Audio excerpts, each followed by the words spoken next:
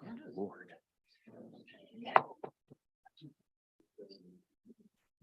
Good afternoon, good evening. Sorry, good afternoon, good evening. Welcome, everybody. This is a Wednesday, September 28th workshop of the Scarborough Town Council. I'll call this meeting to order and recognize that we have all of our councilors present and in person with us today. We're here to discuss an amendment that I brought forward at our last meeting. Take a bit of a deeper dive. There's a number of questions that were raised by different councilors that I've done my best to get answers to. So we'll walk through those and then we'll allow for some open discussion. And we'll certainly welcome public feedback as well. And I want to recognize that we have a good audience for a town council workshop with us here tonight. So thank you all for coming. And I also want to send thoughts and prayers to anybody who might have friends or family or property in Southwest Florida. I think the destruction happening there is shocking, devastating, and sad. With that, I'm going to attempt to drive the visuals today, which is a bit new for me. So please bear with me as I try to share my screen.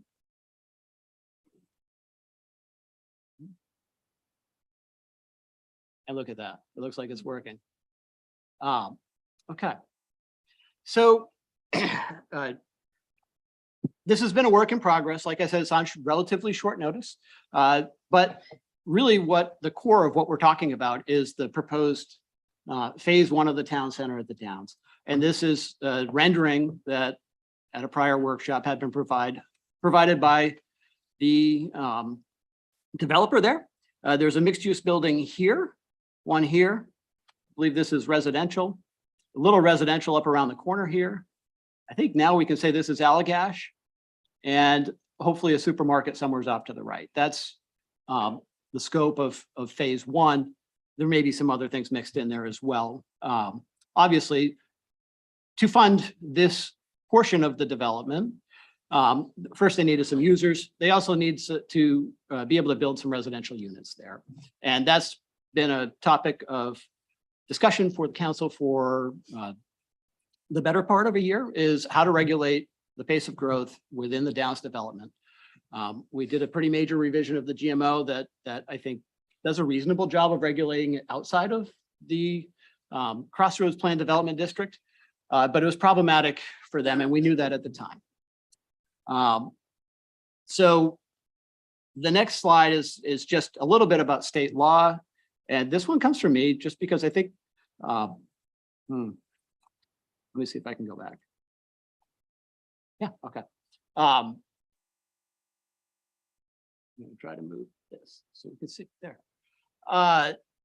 So we have a lot of discretion as a town council, but a lot of the actions that we take are guided, or there's some boundaries that are stipulated by state law, and I just wanted to review those.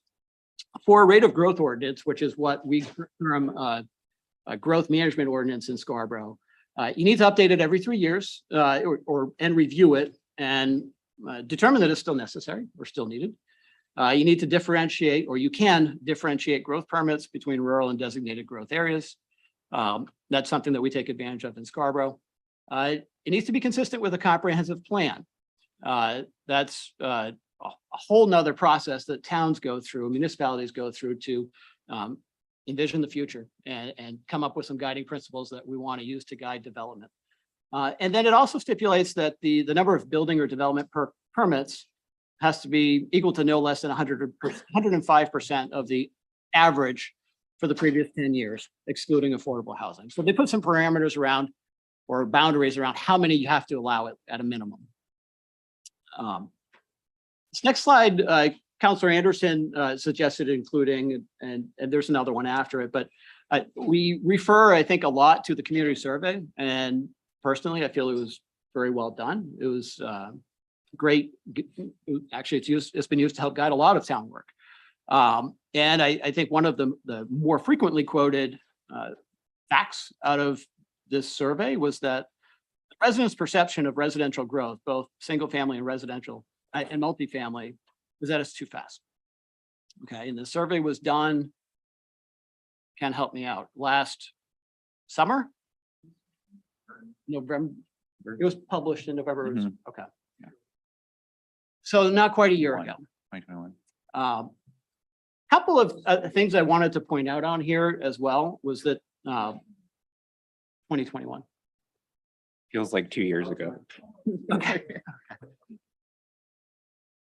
Yeah, 1 year. Seems longer. It does. My hair used to be brown. Yeah. I think something, it's interesting when you order a slide, it draws your attention to the top. If this had been ordered in reverse order, the redevelopment or abandonment of underutilized properties was strongly supported by residents. Workforce housing and income restricted affordable housing was also strongly supported. John, did you want to cover anything else on this? No, I mean, I think this covers it. And again, I think you covered the main points. Thank you. Go ahead. Sure, I just want to point out that, I'm sorry, I'm back to some people here. We did the survey, it was really to gauge sentiment. It wasn't a deep dive and what about growth you didn't like. It was really, how do you feel at this moment? It's called sentiment that drives some of our decisions. So I understand a lot of people think, because we did have just a simple question. What do you think about single family home? And people answered. And scientifically, it probably could have got deeper than that, but we didn't. We just were interested in the sentiment of the people at the time. Yeah. I think that's a great point. Yeah. And there's a link in the packet. If you click on community survey, you can review the whole survey. I don't want anybody to feel like I'm cherry picking, but I also don't want to spend the whole meeting going over the survey because we've done that. But I think another relevant question was question 22. And what are the 3 most significant issues you think Scarborough will face over the next 5 years? So you had to pick 3. And the top of the pack was pace of community growth or expansion. That came in at 73% of the residents picked that as one of their 3. The affordability of town services or property taxes, 2/3 picked that as their top priority, one of their top 3 priorities, and affordable housing. And there's a clear delineation. These are, I think what's most important to the community right now. I don't know if anybody has anything that they want to add to this slide. I have a question. Yeah. If you can recall, because I don't, could we define affordable housing? Because affordable housing can mean housing that's affordable to the average person, or it can mean the HUD definition of affordable housing. We did not define it. Okay. I think it was left to their own, to the survey recipient to define. So on the prior slide, it was asked as income restricted affordable housing, but on this one, I don't believe it was. It was just affordable. Okay. The next slide came at the request of Councilor McGee, the next several actually, and he wanted to see both the history of what our residential unit development has been and a projection of what it will be. And I at first resisted providing a projection, but then threw one in anyways because the math isn't all that complex. But you need to add some qualifiers to it. So I'll try to do that here. What I've been doing for a number of years is tracking what's in the assessor's database each time it's published, which tends to be in August. Take a snapshot at each point in time, and I now have 4 years that I can go back on and see how things have changed. Between 2019 and 2020, we added 452 residential dwelling units to the assessor's database in Scarborough. So a unit isn't necessarily complete when it gets added to the database. It means it's in progress enough to get issued a tax bill or to be taxed. Between 4/1/2020 and 3/31/2021, we added 373 units. And then this most recent year, we added 301. And I show the breakdown. This was at the request of Councilor McGee. Single family home, averages 84 a year. Apartments and condos started out real high. That was primarily the Beacon. And it's, last year was around 131. Assisted living, it's more sporadic.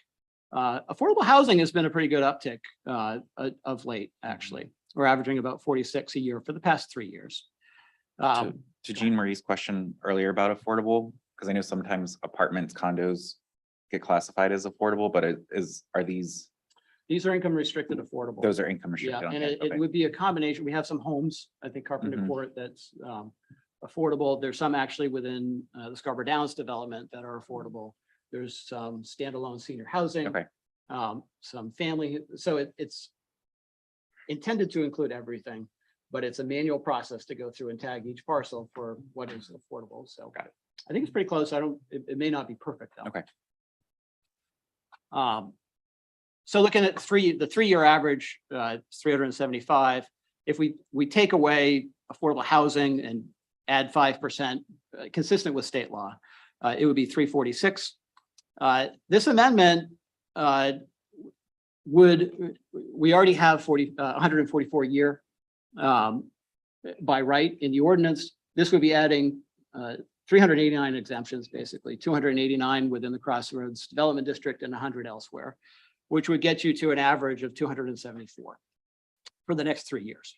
Now, the qualifying point I want to make is that that's what is going to be allowed going forward. There's stuff that's happened between last April and now that's going to mix into the next year's numbers. So it's not perfect. Quick question, John, for you on that one. So you talked about sort of what the proposed number would be for the Downs and then for the rest of the development. So what are those ratios again? 2 to 1, 3 to 1? So What would be allowable with this? what the amendment is proposing is that we allow 289 exemptions within the CPD district and 100 outside of the CPD district. So roughly 3 to 1, if you round a little bit, right? 3 to 1. 4 exemptions, I think that's accurate. So, okay. Yeah, So I that's just, close enough. Over a different time frame, though. They are over a different time frame. The Crossroads piece is over 3 years and the 1-bedroom is over 2. okay. So to me, the main point of this slide is that historically, which we've heard from residents, we've been growing too fast and the average has been 375. But with the current amendment, if it were to pass, we'd still be growing at a slower pace on average at 275, which is, to me, it's showing to some extent, we've heard the residents, we acknowledge 375 is too fast. Just looking at the past 3 years, if this amendment were to go forward, 274 is pretty significantly lower. It is. The question is it low enough? And without the amendment, 152 is Mhm. dramatically lower. And that's the hold of this amendment and not any Mhm. additional during the year. That's correct. That's the other assumption with these numbers is that future councils won't authorize a contract zone or, Yeah. if there's separate actions of council, then those numbers could go up. Mhm. We're down, honestly. So if we stick with that just for a minute, so you're down 274 over 375, so it's 73%. So if this went through, you'd be reducing the number by the number compared to our run rate by 25%. Yeah. roughly. I'm not gonna do the math in my head, but I'm gonna go with yours. Yeah. Dangerous step. but Yeah. I'm gonna call it close enough. Yeah, I'd say that's. I'm just that's trying to fair. get the equivalencies here, so if you kind of know, or, if people are saying we want to slow that down and the Downs is, 2 to 1 or 3 to 1 of all of the developments, so, we should, that seems like it would be a reasonable number. If we're responding to the public who are saying tap the brakes on growth. So this is what people are feeling when they're asked about the perception of growth Mhm. over the past few years. It's what's happened over the past few years. Okay, the fact is we took action last year that curbs that. It curbed it a lot. You don't see that for a couple of years because of the development cycle. Could you call those numbers out? Do you know those numbers? Which I know the numbers. Okay, if you know, Since the GMO exemption for this year, whole year, there have been 84 units whole year, 23 units in the Downs alone. So that's what the existing GMO has done. It's literally put the brakes on. Because that's nowhere near the 144 that we are mandated by the state of Maine, or at least build if the demand is there. Can we just to qualify that though, they still did get 100 separate units or a separate number, That was last year. they did. but not for 20. Okay. You're right. Okay. Yeah, That makes sense. you're right. Yeah. And that's what reflected in these numbers up here. Mhm. Councilor, So Yeah, I appreciate you pulling this together and just make sure everyone understands why I was asking for this is because I did want to get my arms around what the actual pace of growth has been, why people are asking for it to slow. So we can actually come up with a number and with a straight face say, yeah, we've done this. We've slowed some growth in this town. We're being reasonable with not just, the developers, but also the population that is going through all of this. And then we end up with some sort of end product where the government itself is acting appropriately, which is you don't want to entertain exemptions around every corner. They want a known level playing field. We want a known level playing field. And I think that's not an unfair ask.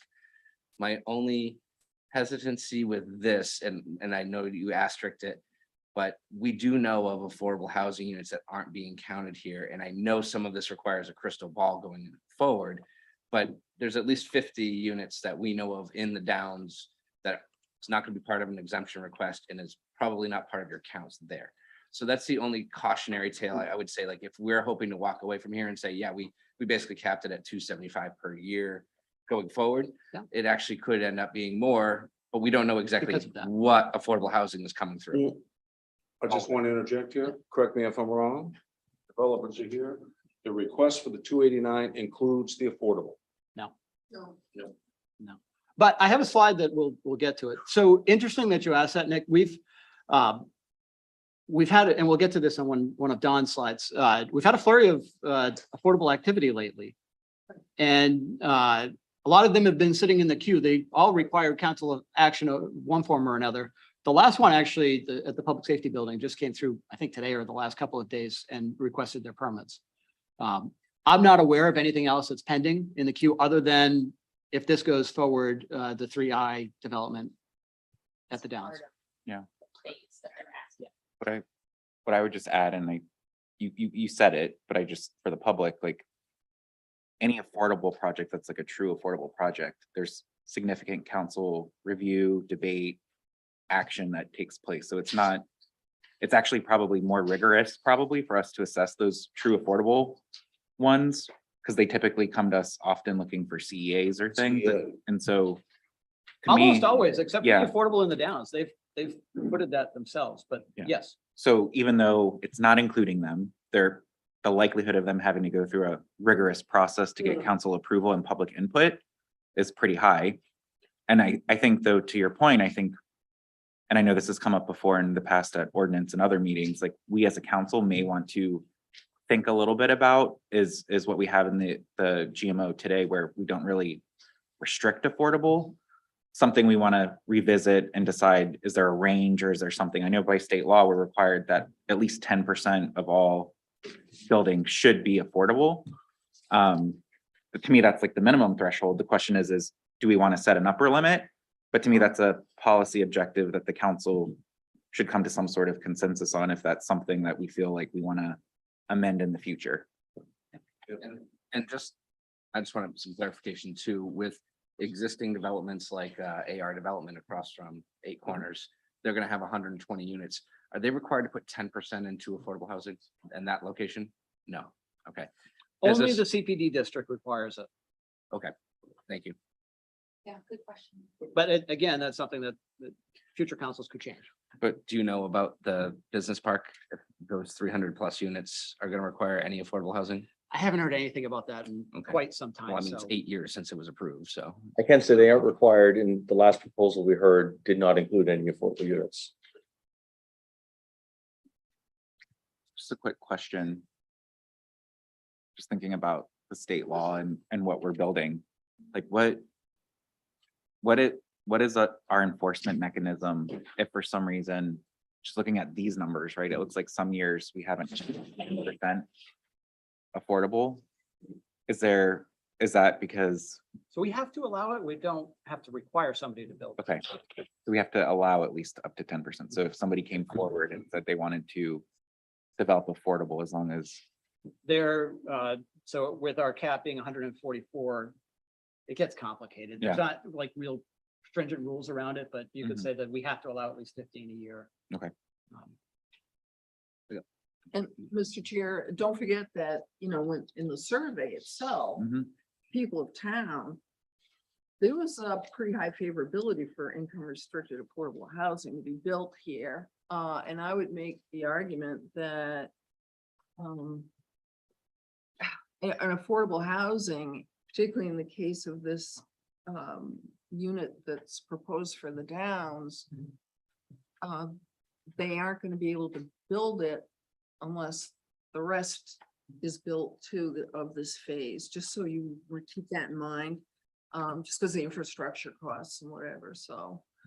And it is, when you do affordable housing, and I know there's a couple of experts, I saw them walk in and they're sitting down there.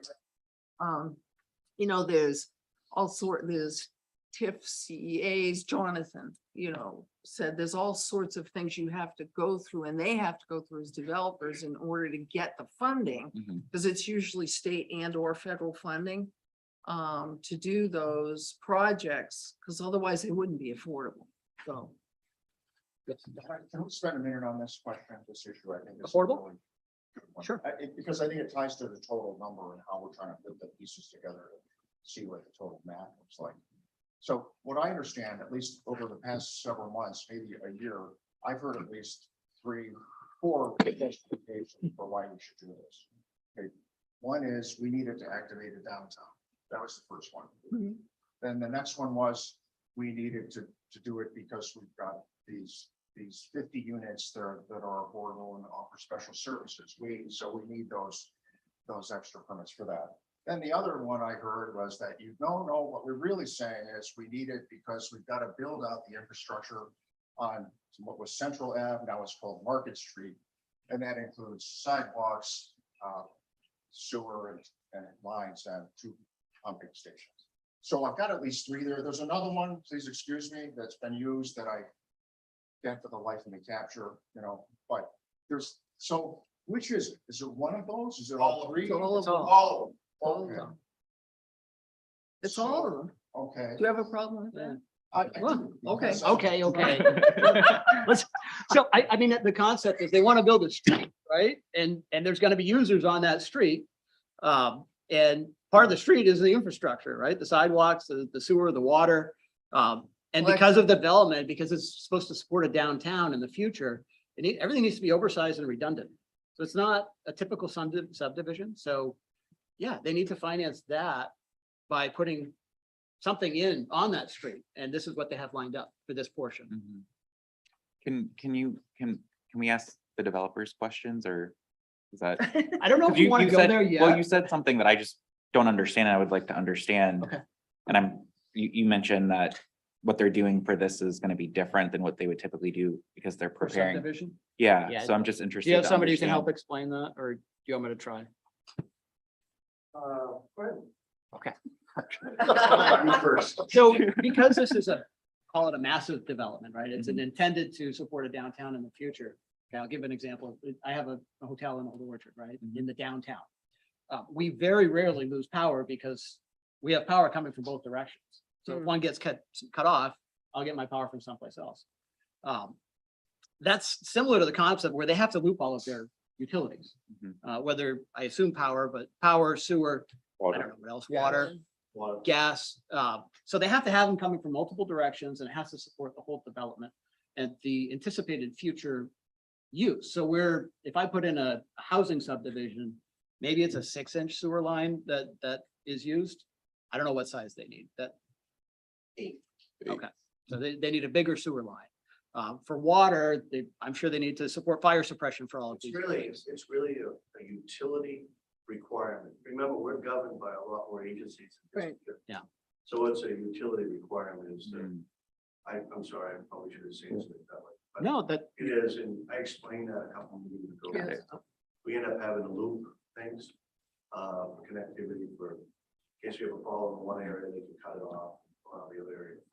Okay, this is just something I don't fully understand. So I remember I asked the question at the meeting and I asked it again, so thank you. It's a moving target. Yeah. I bet they would be happy to sit down with you Yeah. and kind of walk through. I think in particular with this next connection, they have to go all the way to the innovation district or something like that with one of the lines. Even though there's not going to be anything there necessarily for some time. Just one more question. So I get it for all of these reasons, but what is the what is the central reason? Okay, so it's not the number of units, it's the money that's represented in building those units in terms of what the developer can make. Correct me if I'm wrong, but you're essentially using units to show that I don't have to go out and get a loan for this or dip into my own pocket. I can use this with the bank. And this is nothing untoward about this. This is just how I understand your financing, which I know is private, and we don't have line of sight to that and all those reasons. But isn't the real reason you need these units is to help you with funding? And I know we've done that along the way. We've helped with funding for TMP and other things. They're certainly are sharing captured value through the TIF and the CEA. But isn't that the real reason? Okay, you need units because they represent money and they represent a way for you to fund the development and to get it done.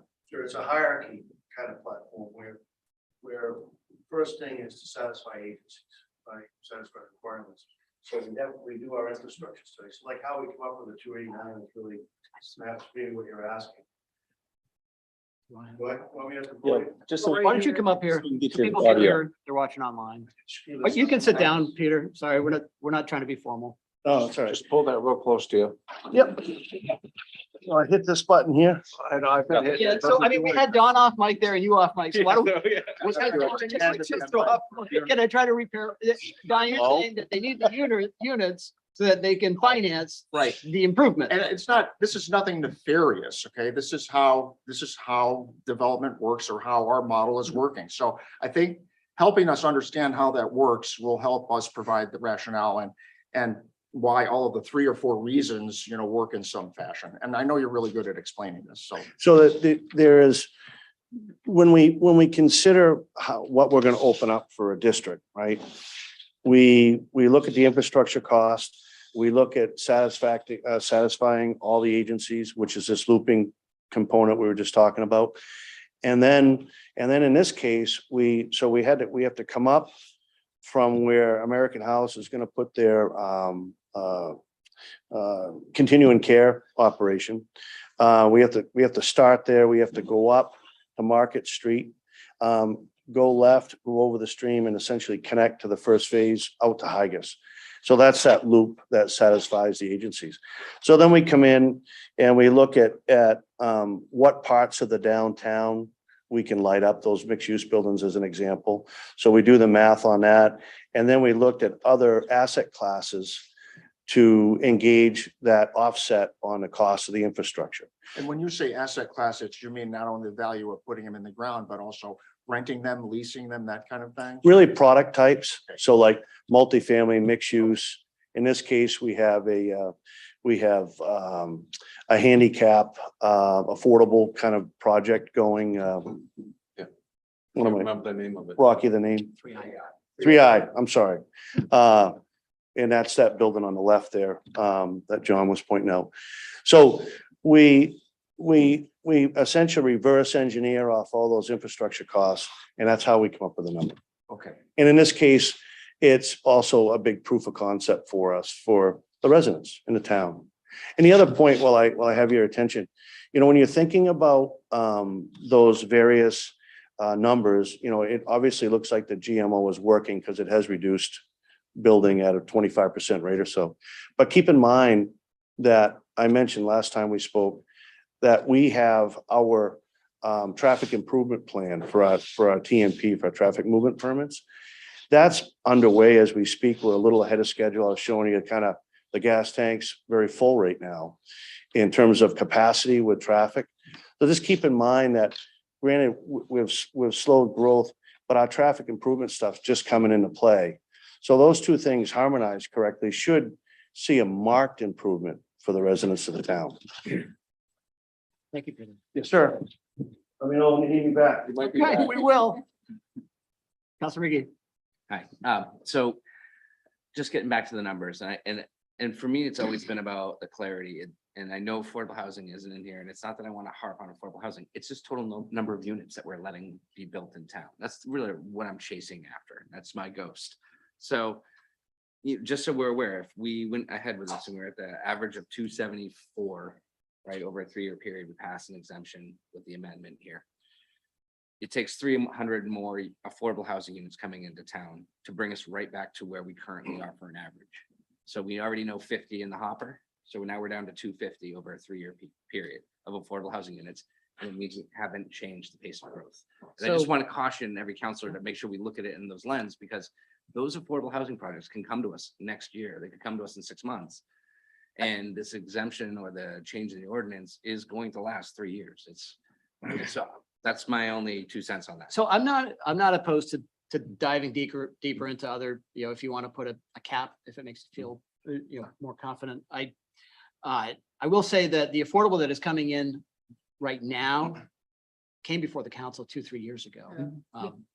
So there's a lag. So I don't think in the next 3 years you have much risk of that happening, because there's nothing that I know of that's in the queue other than the 3I.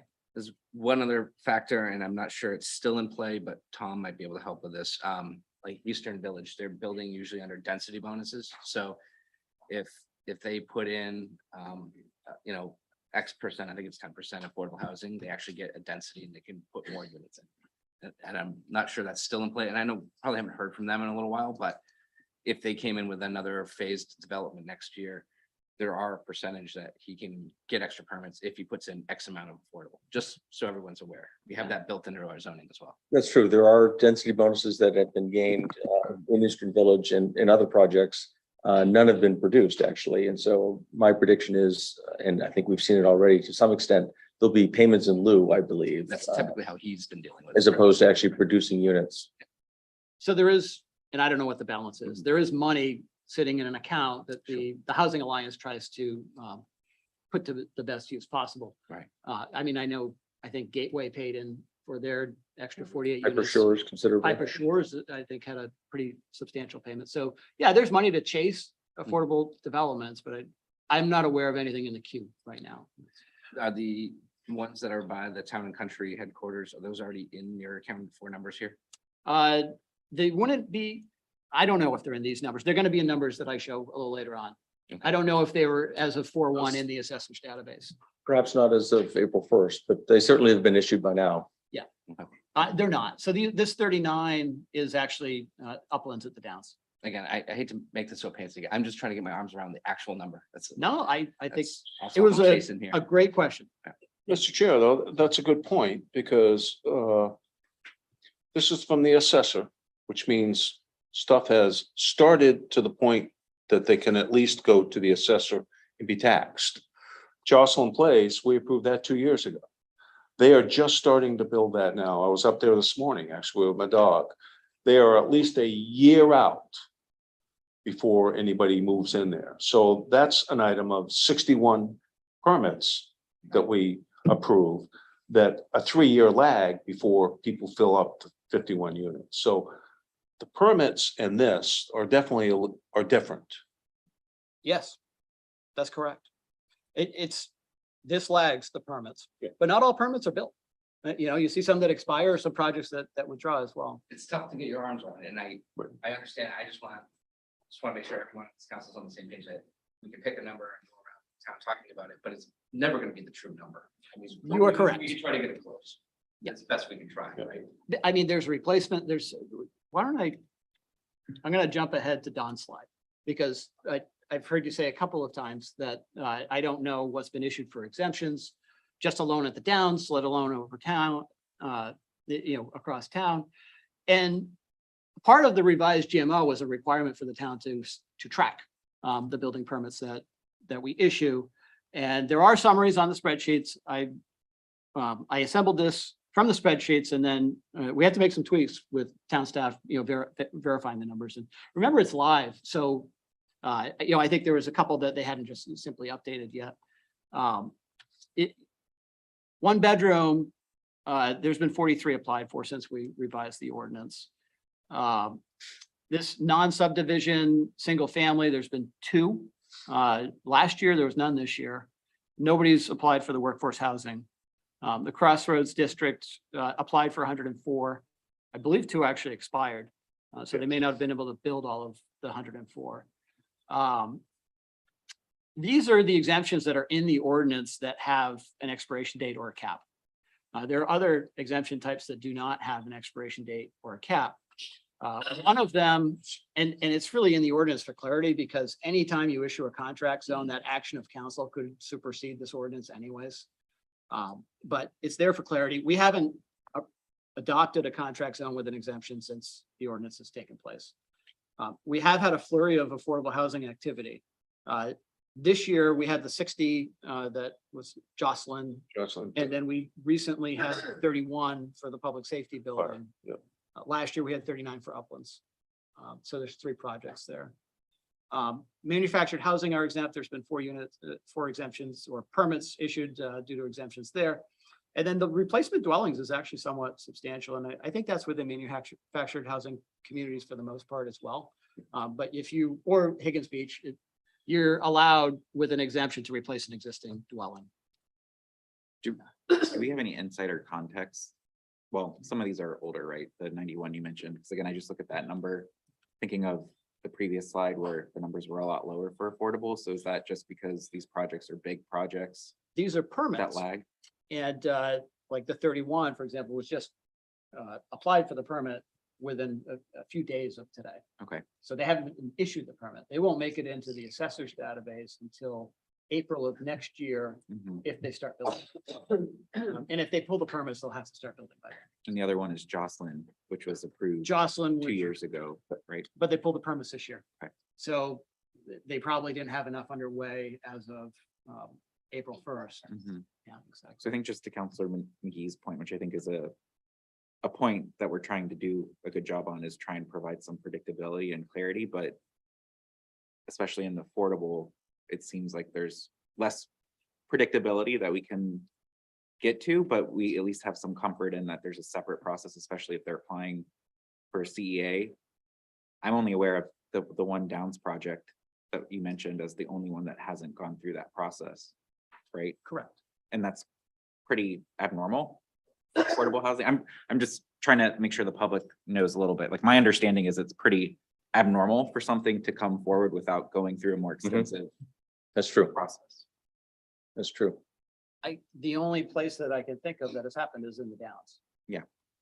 Or maybe, actually another one of the developments was you put affordable in another, you actually built the units instead of paying the in lieu fee. 13. Yeah, okay, so, well, this developer has done it. Okay. Yeah, It's there's really tied to the zone. The CPD zone, right, 10% requirement. So we have to execute that. And restrict those properties and stuff.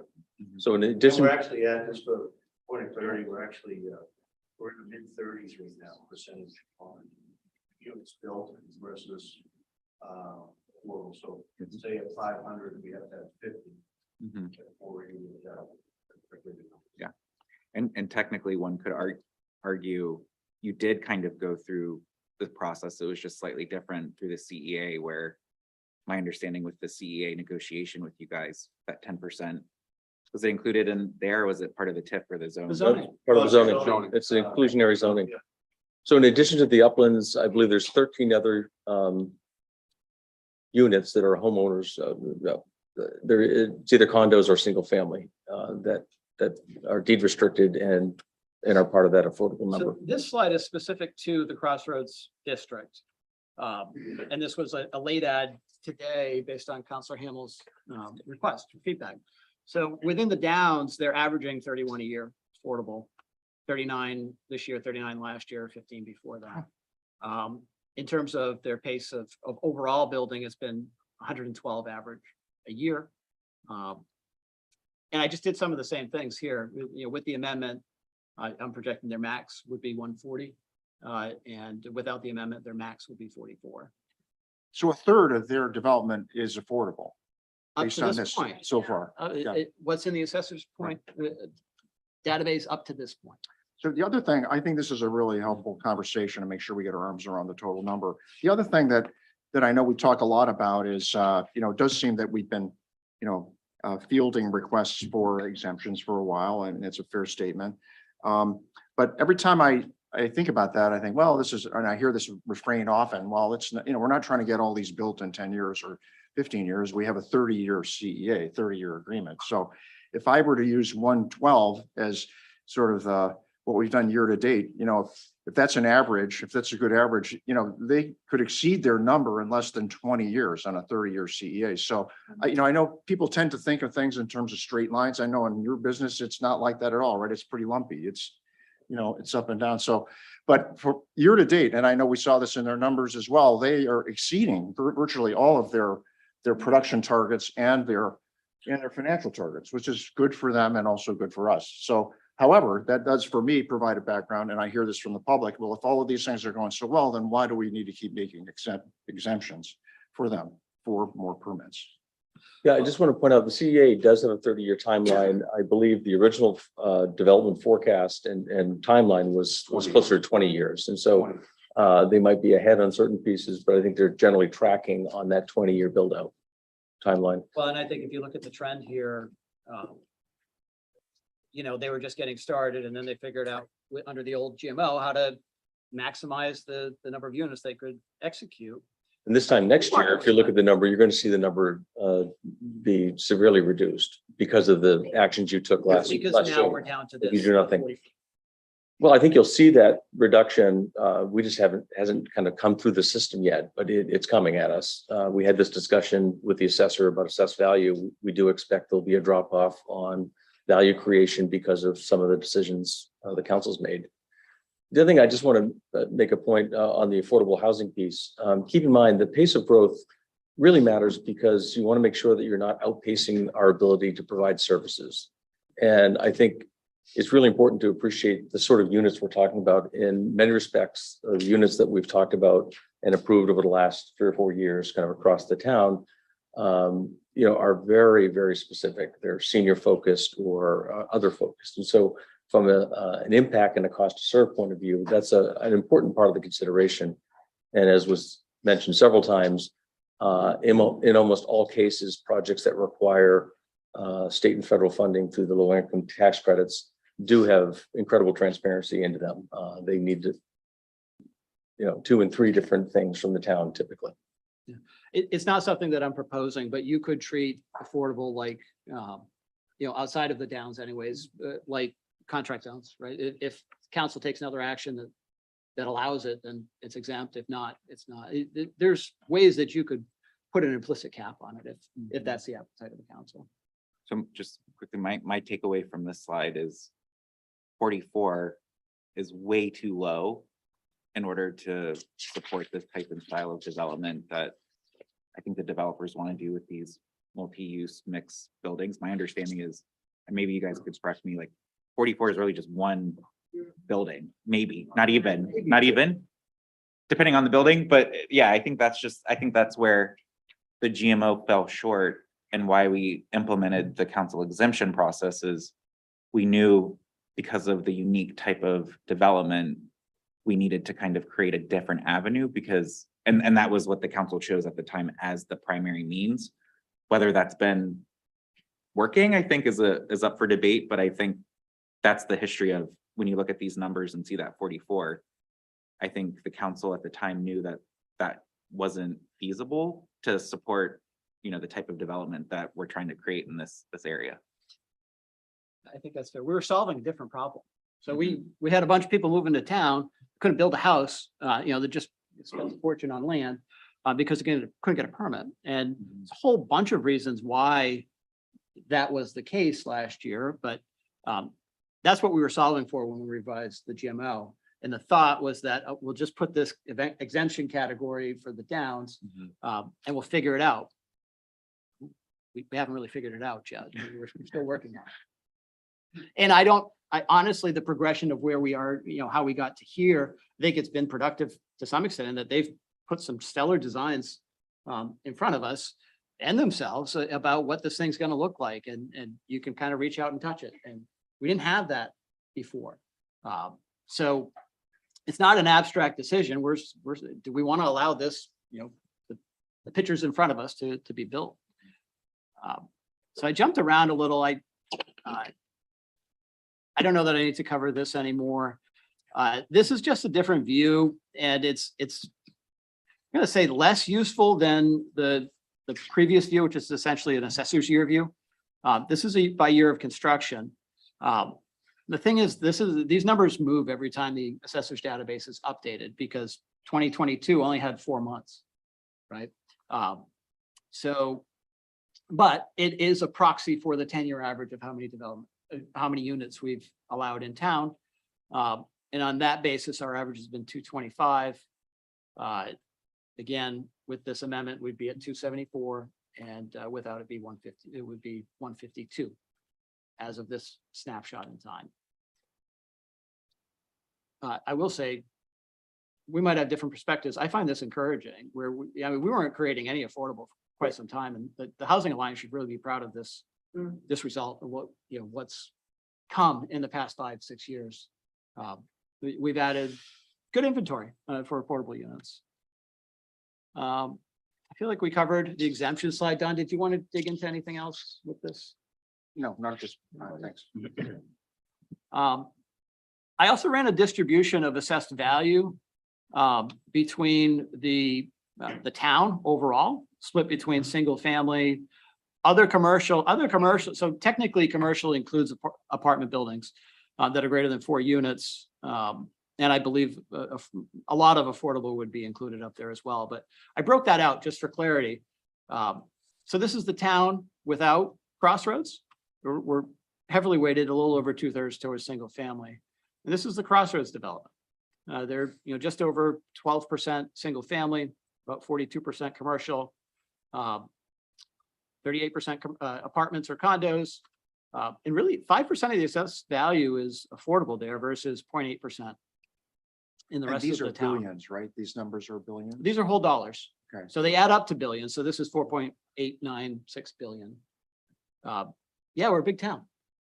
That's And that 133 million should be familiar. That was a number that was reported at the last report out. And that produces the total valuation just over 5 billion. so this district is, helping to inch up our affordable percentage. It's helping to inch up our overall commercial. So we've gone from 17.5 to 18.2. It's because this is such a big number, you're not going to make a dent in that. It takes a long period of time to shift the mix of business that we have. But I think you can safely say the mix of business happening here within the Crossroads district is more beneficial from a financial perspective to the town than the mix of business elsewhere. And that's so. May I just make one comment here?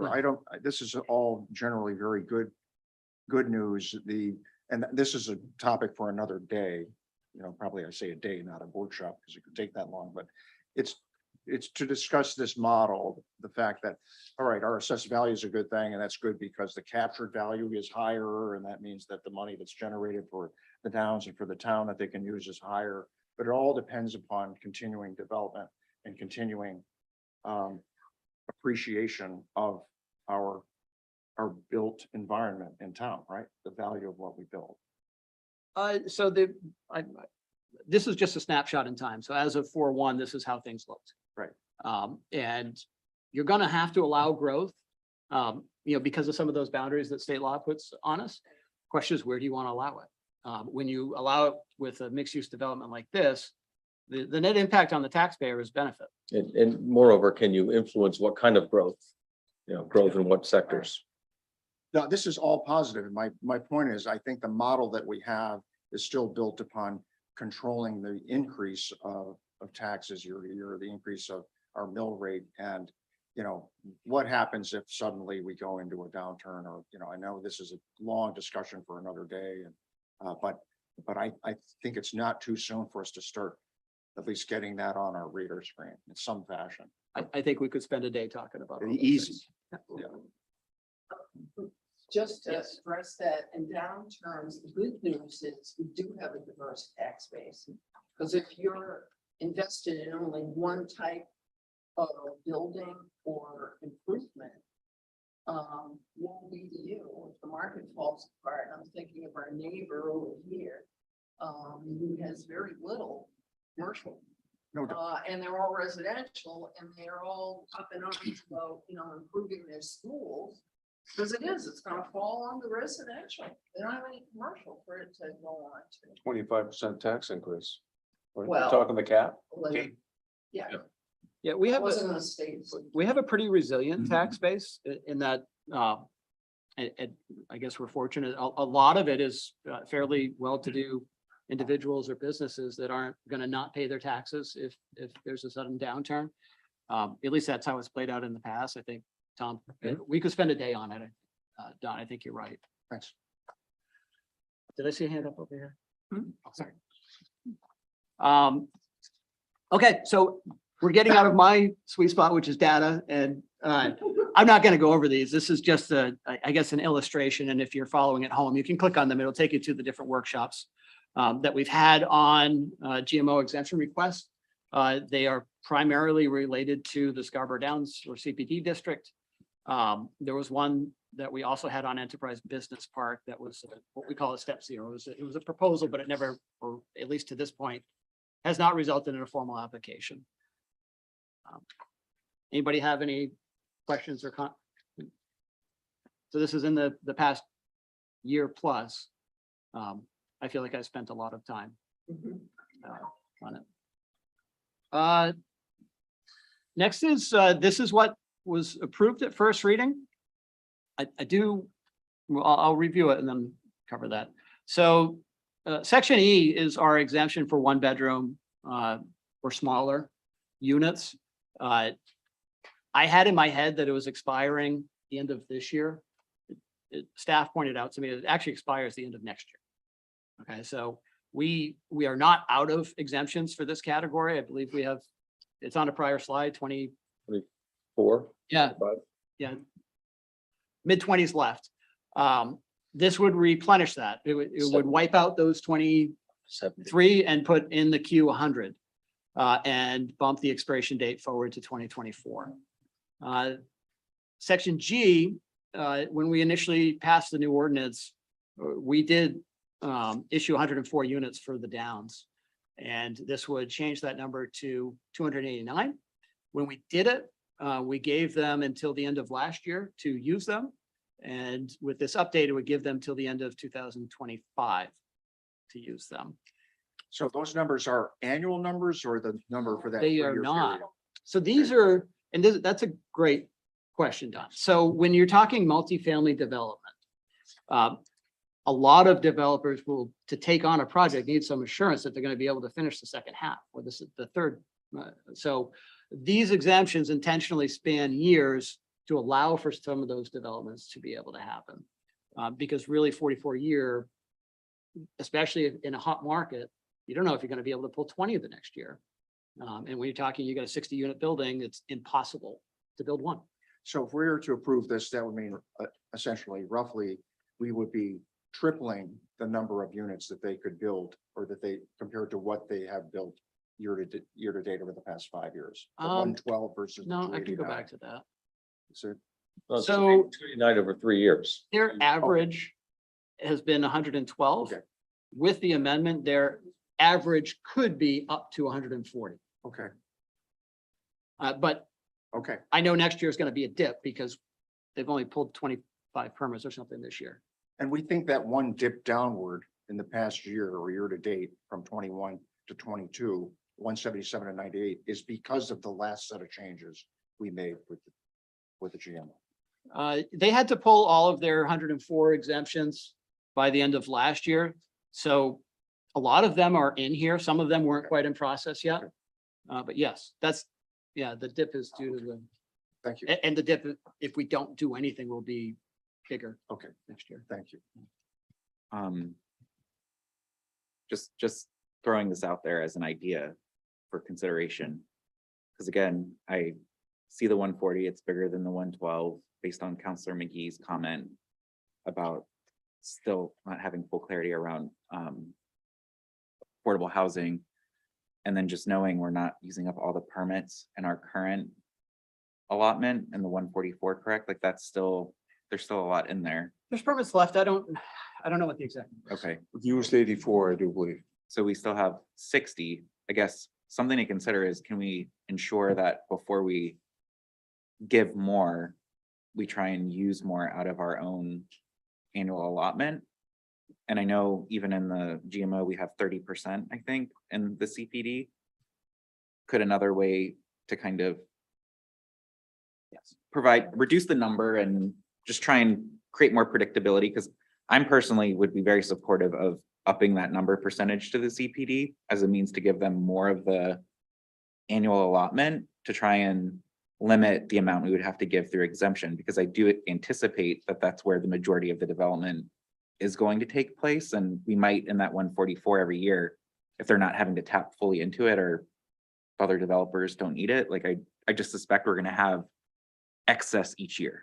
Does that make sense? I think we will. I think we've only breached the cap twice in the history of the ordinance, and they were both 2020 and 2021.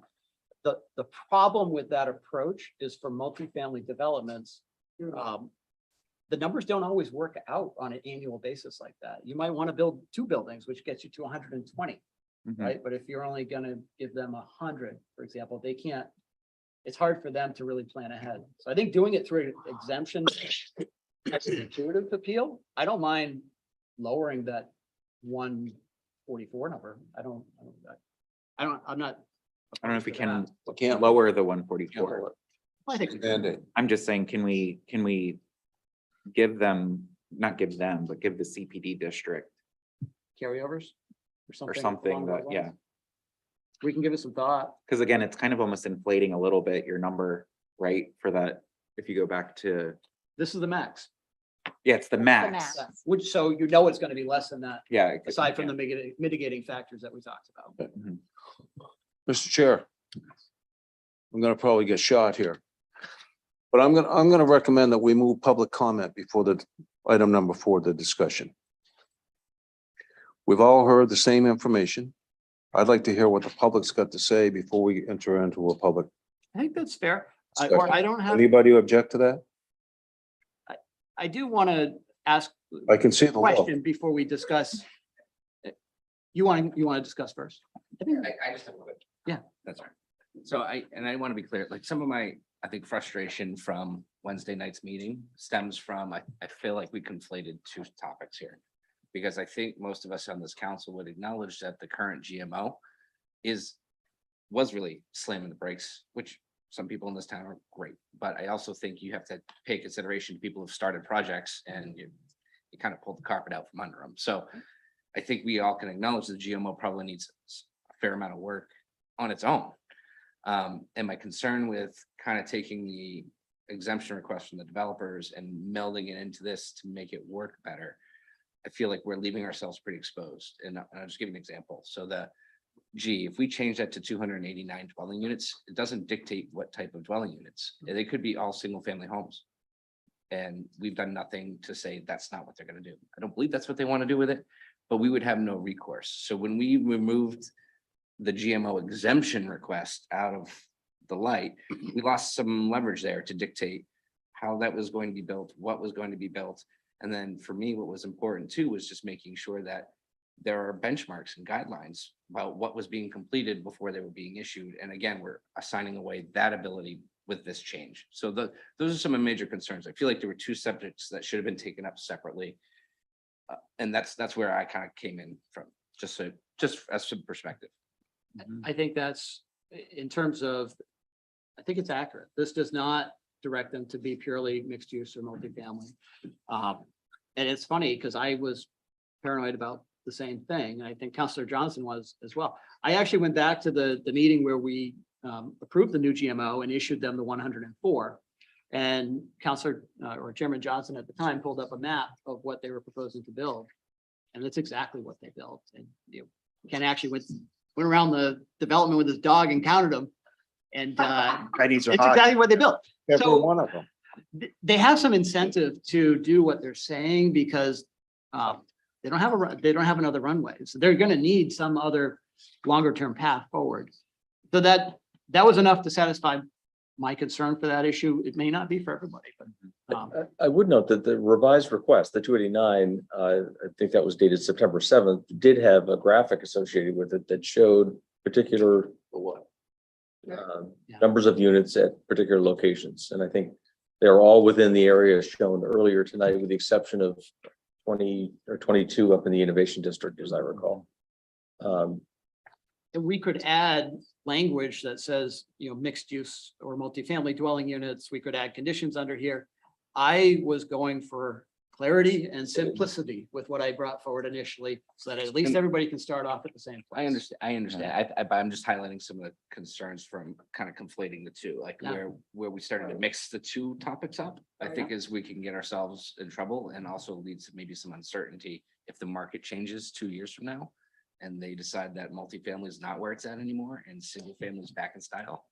We wouldn't have a whole lot of recourse. I don't feel through this approach. Yeah, I just want to add, I think that's a good point, and I do think before second reading, we should think through how we add more clarity in G to make it clear what we're looking for based on what they've already provided, right? Like if they're, like when I see the image, I like seeing that there's commercial space on the bottom. So like the mixed use concept of must be mixed use, must be, I don't know how it would be worded, but ensure that there's some sort of like retail or some sort of other commercial space, non-residential that's there to make sure that that's what's qualified for that 289, which again, that's what it seems like you guys have proposed. And so it seems fair to say, let's just make this more specific to what this 289 is actually intended to be. I think we could easily eliminate the single family housing concern by just putting mixed use or multifamily in there. Mhm. If that goes far enough for you, I don't know. But Counselor Seidel? Just to tack on, since I have something to say to Nick, to add to Nick's comment, because I think that those are fair concerns and constraints. I'm not personally maybe overly worried about that. I think that they are going to deliver. But to your point, if the market changes, we have not given ourselves any safeguards, and I can appreciate that.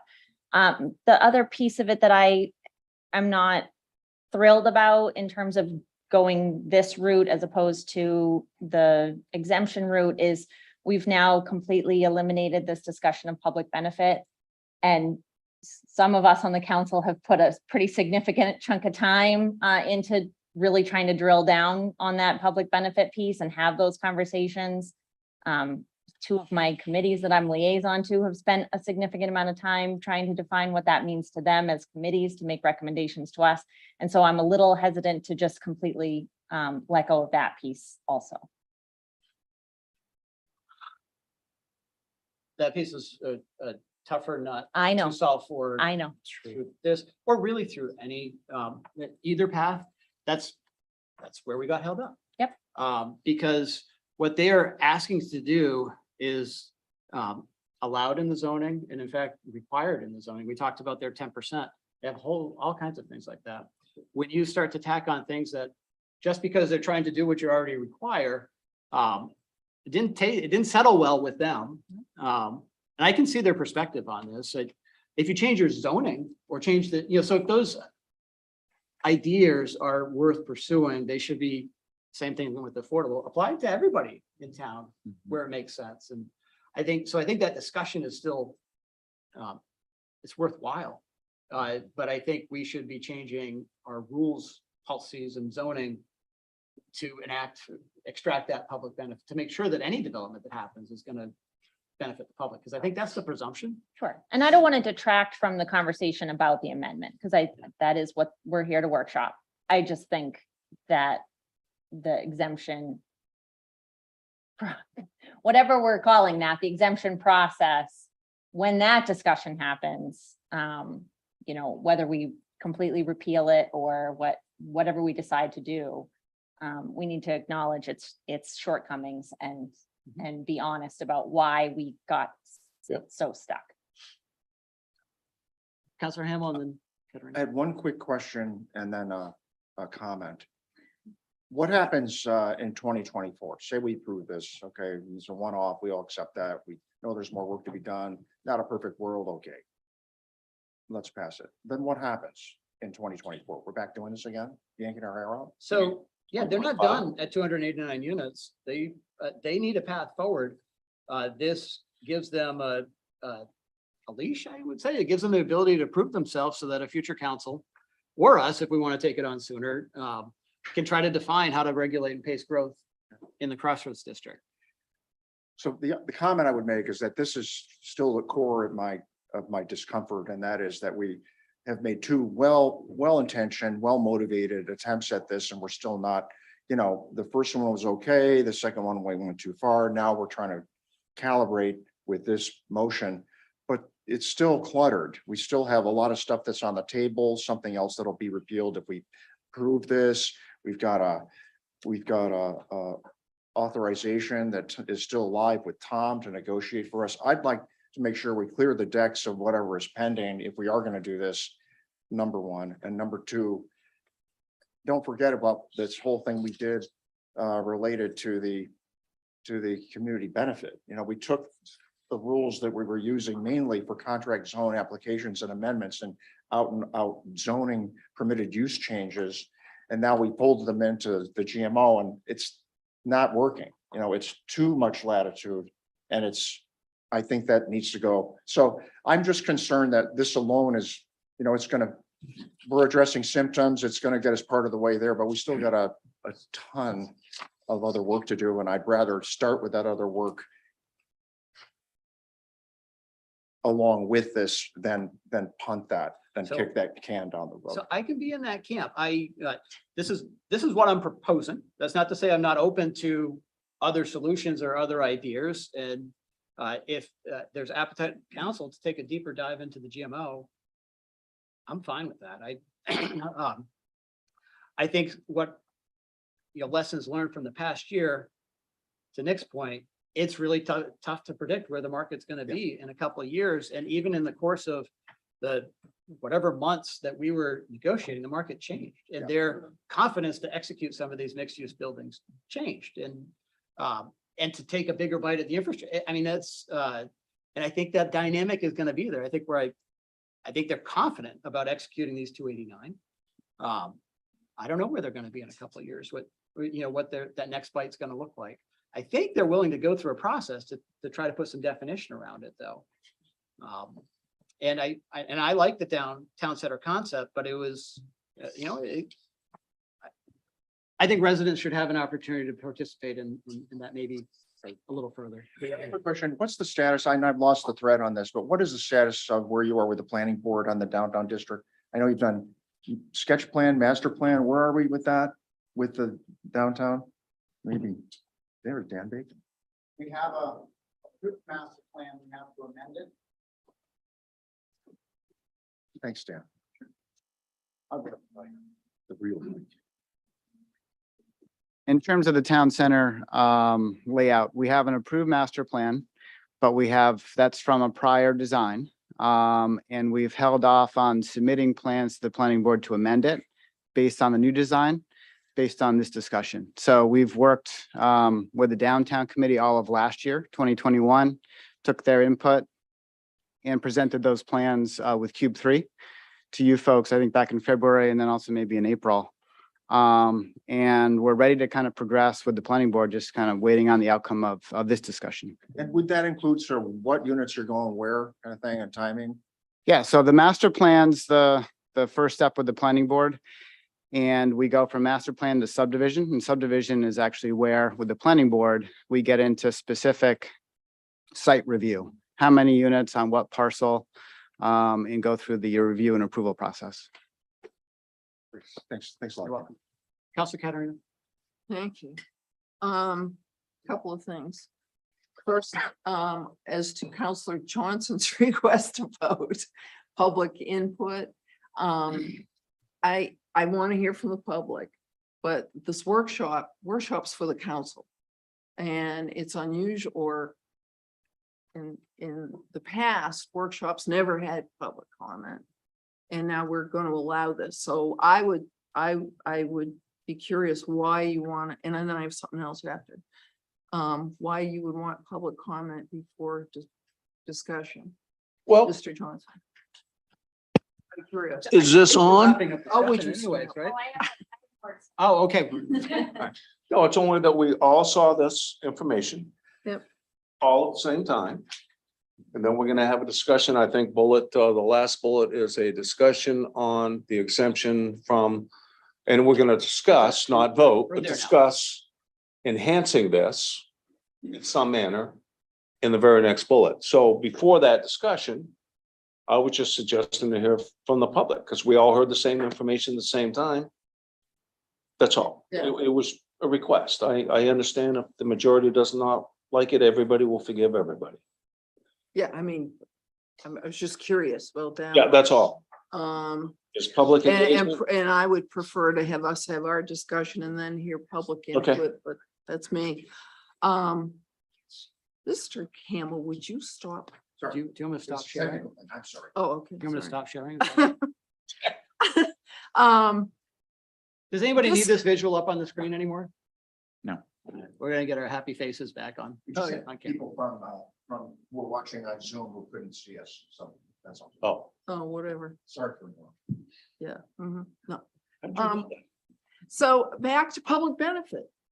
Now, I am curious about that because, and I'm gonna look at the manager on this one. The whole thing with this whole Scarborough Downs way back in the beginning when I've been involved with it since day one, is there's supposed to be some public benefit provided by the Downs, correct? Or am I incorrect? Or is this getting lost? I mean, I'm getting confused about. Yeah, I think this. we're talking about maybe multiple different things. I think it could be said that they're executing the vision of our comprehensive plan. So the public benefit is really that. Right. The public benefit in the context of this exemption request is something entirely different, and it's to be defined at the point in time. And we did define a number of things that we were seeking.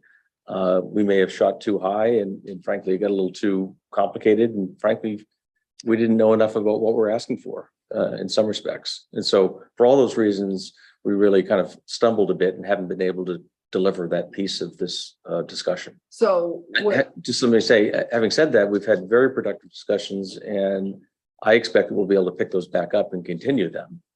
And as I think Councilor Hamel alluded to, we're likely to be having a conversation in a couple of years with them. And at that point, we'll know a lot more. Frankly, we'll be closer to many of the things that I think we've been talking about under the context of public benefit. so am I correct in saying that the so-called public benefit included the town green, so to speak, land for a community center, and And for potential school, land set aside for the school? correct. Those So are, are you saying that those are up in the air, or those have never been hammered down, or we need to hammer those down?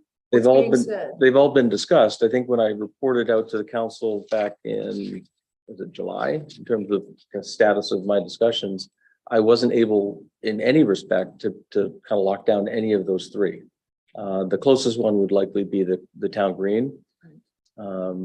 But again, those have been productive discussions. I think we do have a partner that wants to continue those discussions, and I expect we will. And so now I'm gonna pivot over to Counselor Scyther. Is that what you're talking about? Those three elements that we don't seem to have a hammer, so I guess is what you could say, that, okay, so we do, or quid pro quo, or I don't know what. That if we say we're gonna do these things, we expect X, Y, and Z. Right. So I haven't been as concerned about the things that are outlined in the CEA because those are obligations that I expect will be carried out Right. as a separate process. It didn't necessarily have to be part of the exemption process. But the exemption process itself also stipulates a public benefit piece, which we took from the contract zone principles, you know, Right. for lack of a better way to describe it. And so we did, as a council, have extensive conversation about, you know, if you want an exemption, what is the additional public benefit that you're Right. going to be providing? And so, you know, other people in the community have latched onto that. Committees that I am on have latched onto that and have had some pretty robust conversations. We had a memo presented to us jointly by Conservation Commission and Sustainability, which I asked, you know, the chair for a non-action item to at least discuss that, to recognize it. And so that's all. I just don't want people to feel like we had all of this discussion. I mean, John and I hosted a Council Corner Live about public benefit. So, oh, sorry, it was Nick. Sorry. I'm sorry, Nick. I'm sorry. You know, and so I wouldn't be surprised to bump into residents who said to me, why did you have all those conversations, only to then squash the public benefit piece altogether. So that's all. It's just, it would, But I'm totally at a loss if we just completely ignore the fact that all of those conversations were had. all right, so this is where Jean Marie's getting a little confused, Sure. okay? Is that it's my understanding that the things that I mentioned, the land for school, land for community center, town green, were all public benefit things, but they weren't tied to the exemption. The so-called exemption originally, they part of the CEA, right? They were, Or no, they or were the part of the TIF? original application. Right, Peter's nodding back there. Yeah, they were. So what are you looking for as the additional? This is what I'm all confused. Well, that about. was what we asked the public, was we have this exemption request in front of Yeah. us, and we are having a conversation at the council level about how to define public benefit, and who better to find out what public benefit is than from the public. Right, And so, and what they say, and I apologize if I missed something. oh, I mean, it depends on what lens you're looking at, but, Conservation Commission, certainly one of their biggest pieces is making sure that we have land connectivity and trail access. Right. Sustainability would like to make sure that all of our buildings have EV chargers and Right. are solar ready. I mean, so it just depends on the lens that you're asking people what their That's public all I benefit is. was, because I was getting real confused. Sure. about- I mean, we've had public benefit discussions since day one. And they're written in the CEA or whatever. So that's why when you're talking public benefits with this, I'm going. Sure, and not what- all of those public benefit conversations need to be tied to the exemption request. We have other instances when we ask for public benefit to be Right. provided in the form of contract zone changes, for example. So I apologize. I have not put that. That's okay. I'll see if we can get it on the next agenda, but I do think it's worth. So even if it applies in this context or not, the thoughts that, and the process that went into that, I think is worth Mhm. contemplating, because it may impact other things as well. Okay, Councilor Anderson. Yeah, I think I just want to weigh in on the feedback that we've been discussing around the amendment versus following the GMO exemption process. So, from my perspective, and even just this conversation that we were just having, I think it just illustrates the challenge with what we tried to do. And again, I think we tried to do the right thing by saying, we want to go through this exemption process. We want to justify public benefit. It's such a subjective task, I think. And I think to try and get 5 counselors at a minimum plus another party to come to an agreement, like I just don't know if that's ever going to be possible. Right. Even though I think we had the right intent behind it. In my mind, the purpose of the GMO and the decisions we make surrounding the GMO in terms of the policies and the decisions around it really should be reflecting what we value as a community. And that is what creates, to me, the public benefit, that we're kind of setting the standards by saying, we're going to develop this much, focused in this area at this pace, because we value these things that are going to, through this policy will help, or this ordinance will help us get there. I think we kind of personally went a little astray. And I think that's why it's taken so long, because I think we did kind of task Tom to go and do something with even out us, I think, fully being aligned as a council as like what good is. So we kind of did set Tom up for a challenging task.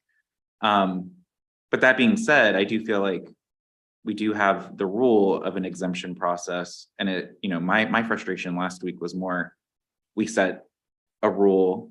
There was another rule that we could follow, which, Councilor Clucci, you have the right to propose it. I'm actually glad you did, because if you didn't, we wouldn't be having this conversation, which I think has been a fantastic conversation, not only hopefully for the public to understand a little bit more, but just hearing a little bit more from the rest of the counselors in terms of what's important to them. So thank you for doing this, but I personally just feel like the council exemption within the ordinance is just a bad idea at this point. And I really like trying to update the GMO to really reflect what the council finds to be important. My concern about, though, this is a little bit that, what's to stop the next developer, the next person to come in asking for more permits. Again, I just don't want this council or any council to constantly be updating the GMO because I don't think that provides the predictability we're trying to establish within the community as well.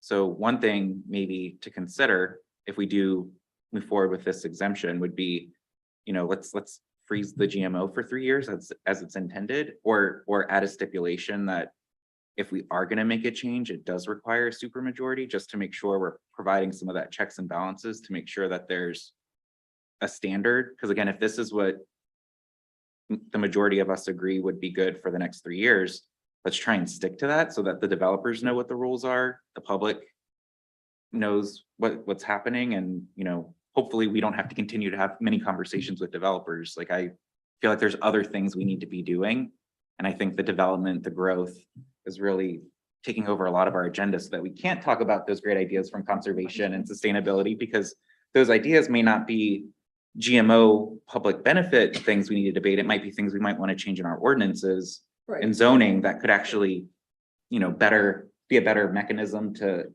enforce those things. So I'm kind of rambling, but that's just my perspective at this point.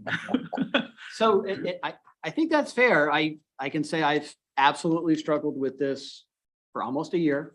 I've socialized a whole number of different proposals, I would say. This is the only one that I got any traction on. Yeah. And we were stuck in the mud. So this, we got a little traction. It's worth talking about, because us being stuck in the mud is one thing, but sticking our biggest developer in the mud was unfair. Right. And we didn't do that intentionally. And Councilor Johnson and I were, hugely involved in rewriting the ordinance. Well, maybe it was intentional, but there wasn't our objective was not to sink the downs. And inadvertently, without any subsequent action, that's what we did. So this fixes it. They're amenable to it for a couple of years. It's not a long-term fix. It's not, so somebody's gonna have to do more work. That's. Yeah, as I agree with what you said, and actually, second reading or something, discussion here. I do want to support this because I feel this mechanism makes the downs whole in what they've always been told they could do. So I would support it, but I'm going to have there's a caveat there for me. I'm not going to support any other exemptions until the GMO is revisited and rewritten, gone through the public process and reapproved by this town council. So no supermajority on another exemption, because you know what can happen there. If you put the stake in the ground saying, hey, here we've satisfied understandings. Now let's really roll up the sleeves, and we've learned a lot from this process, and revisit the GMO and define the public benefit if that's part of the new GMO with exemptions in the future. So that's where I'm going to stand on the existing request. I agree with that. And if you want to work together on an amendment that makes that, puts that as something we can propose to just make that clear, I'd be happy to partner with you on it. Thank you very much. Oh, yeah, that's why we're here. I think that's fair again. I'd be remiss not to make a point here, just on this discussion. This council, no council can bind a future council. Yeah. Correct. Having said that, 6 of you will be here for at least the next year, and you can state your objectives and intentions today, what you will and will not do over that next year, but you can't bind a future council. So I appreciate the sentiment of the point here, but there may be some challenges in how we actually execute that. So we get legal involved. You can get creative. Yeah. There's You just make it so good, nobody will want to change it. It fits every situation, and it satisfies both the balance of the developer and the concerns of the public. And I think the market may be working in our favor here. Yeah. I suspect Yeah. that this issue is going to take care of, in large part itself. Okay, is there any other discussion? I have something else I want to say, but I'm trying to yield to Nick because I felt like, I'm never looking that way. Nick. Sorry, Nick. Nick's got his hand down here.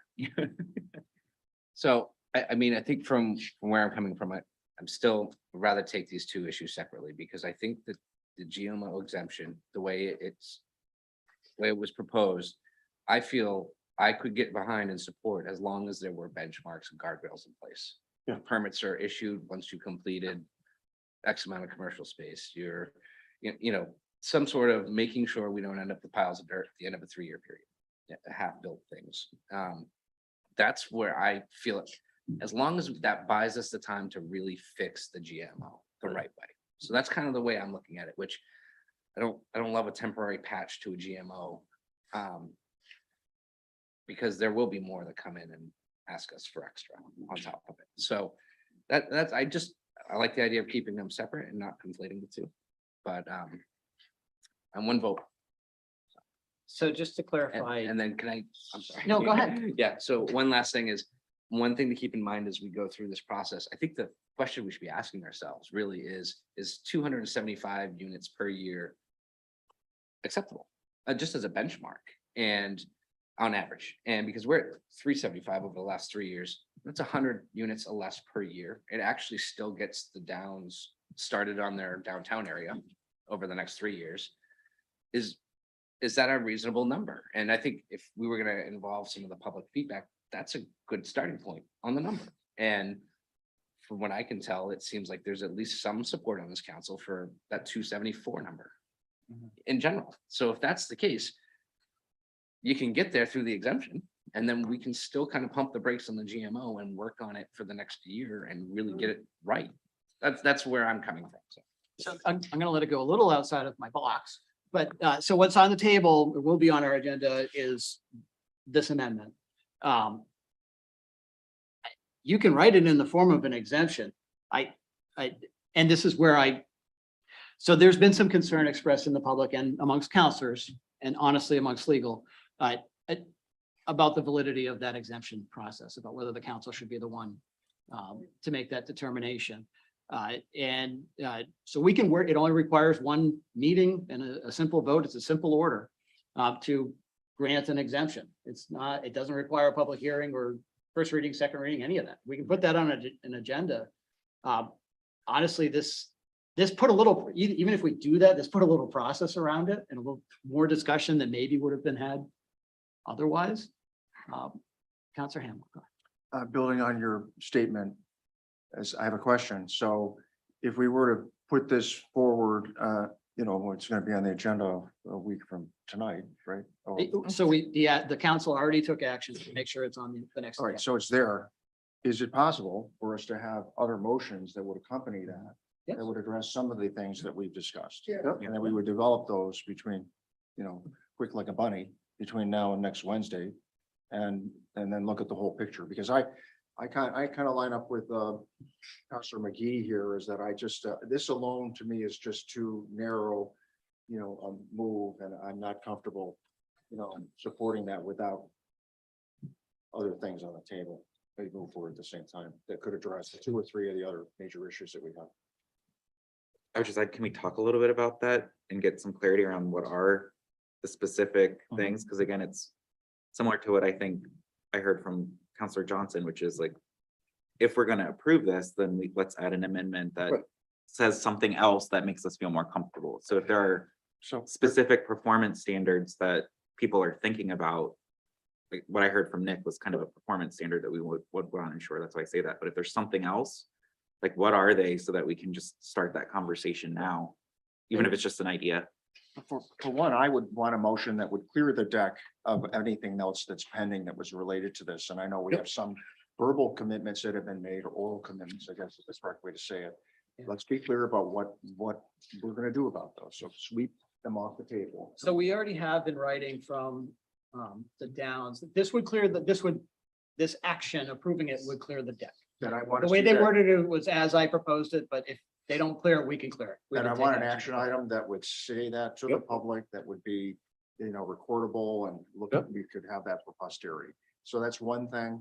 The other thing is I'd like us to make a commitment about what we are going to do with the rest of the GMO, and I can't wait for 3 years. Okay. I can't wait on that. I think we start on that right away. The third is, and this is a little vague, but when I talk to people on the street about this, and I go back to what April said here, I still get pounded by the question of what about the things that we're supposed to get? Okay, what about those things? And I know we've completed the processes and we're exactly, as partners, they committed to be in terms of completing the processes, but and whether that's just being real specific about the plan, for the downtown, on the amenities related to the downtown, the land for the school, land for the community center, we need something there, okay? We need something more than we've gotten so far, and I'm blue in the face talking about it. So those are three things that, if I were to support this thing, those three things have to be in accompaniment to that. So I just want to dive into your second point, which was a commitment to review the GMO, Yep. which I've heard a couple of different places. That ideally would be a separate action. Yeah. Of the council. Yeah. And I think we could write something, and I'm bringing it up because I'm looking for a show of nods or heads that there's support. Okay, so Mhm. there's support for that. Yes. So I can work with Tom to bring that piece forward. To the third piece, I'm at a loss. I don't know how I can satisfy that. I didn't expect you. I to do answer think that, we could incorporate some of what Nick's talking about with that. Too much I also want to just make everyone aware, clarify that piggybacking on Don's thought here was that community center and the school land aren't, according to the CEA, I think they expire at the end of 2024. So if we don't make an adjustment here on the timeline, what does it do? Like, could the time frame run out on the CEA for us to do something with those two items? And they'd be moving on and building away anyways. We're gonna miss the bus is all I want to make sure we don't miss the So bus. the How's that school for- land doesn't expire, and my understanding is they're talking with the school building committee now anyways, to start working through different items. And the CA is 2024 though, is all they have to reserve it to, right? Not for the school land, Not for the school. school for the community land- Center? for the community center. Yeah. Okay. So just my perspective on Don's third item on the public benefit piece. Like, in my opinion, and this is what I understood, that first exemption, which was very broad that they brought forward, I think necessitated the need to ensure that public benefit was very well defined. My understanding was if something like this moves forward, Peter said at the last meeting, they're going to withdraw that initial application. Am I quoting you correctly? Okay. Put it in writing. Okay, It's in the packet. so if that's happening, to me, whatever conversations happened, if they withdraw that, are at that point kind of null and void. And really, we're looking at what's the public benefit of this 289, which the way I see it is it's that proof of concept to determine whether that downtown is going to be a feasible thing. So it's kind of us testing to some extent their ability to deliver what they're saying about having that mixed use space. So again, I think if there's something more than that we think we need, Yeah, I that we want mentioned the more three sh- things. yeah. That alone is not gonna do it for me. I think that's important then for us to kind of, You never know figure what that to out. ask. I agree. I think the difference is, I think we could have more productive discussions on these items that we list here if we're talking about giving them a clear path through the development. As we make this request smaller and smaller, that just represents, the foreseeable future. It's really difficult to come to terms on some of these large asks that we have. I think we probably have a far more productive session if we found our way to get them to the end of their development as part of this discussion. And we're just have been incapable of seeing out that far and unwilling to. If I might, I just give a perspective. With the 289, if we're talking about 2,000 dwelling units in total, we're still under 40% complete. There's a 60% runway, more than half runway to deal with public benefit. Really, what we're trying to do is just catch ourselves up. Honestly, there's no magic to it. And we're committed. Just understand that at 289 permits, our public benefit, essentially our generosity is much different than if we have a path forward for the remaining part of our build out of the project, right? We can't muster up enough dollars to be philanthropic to the community with that kind of limited cap. So that's the bad news. The good news is we're gonna be back here, and we get what we need to do. You guys would have it if you'd have all that right now, if we were all collected, to your point, Councilor Anderson, if we were all collected on what Tom's mission was. Tom's trying to negotiate with us, but he couldn't deliver on the other end, saying, yeah, that could be acceptable, this could be acceptable. It was never aligned. That deal could have been cut. So I'm just saying that there's plenty of time for that. I'm up here publicly saying there's a willingness for us to do that. This is just a stopgap for us. It's just not complex. And to Councilor Anderson's point, this is a proof of concept. I think if we can prove the concept to the public, the support for the concept would be much greater. Thank you. Thanks. So I think we've got some homework in terms of, I like your suggestion for public benefit. There may be some that was proposed with the 289 that could be incorporated in. Let's take a look at it. I mean, but it's going to come, it's going to be on the table as it existed at the end of the first reading. So any changes are going to need to be made through amendments. And I'm happy to work with any of you on that. I'm sure Tom would be as well. We get the turkey, we need the trimmings. Okay. Go ahead. I don't want to take us backwards, but I do want to just really quickly touch on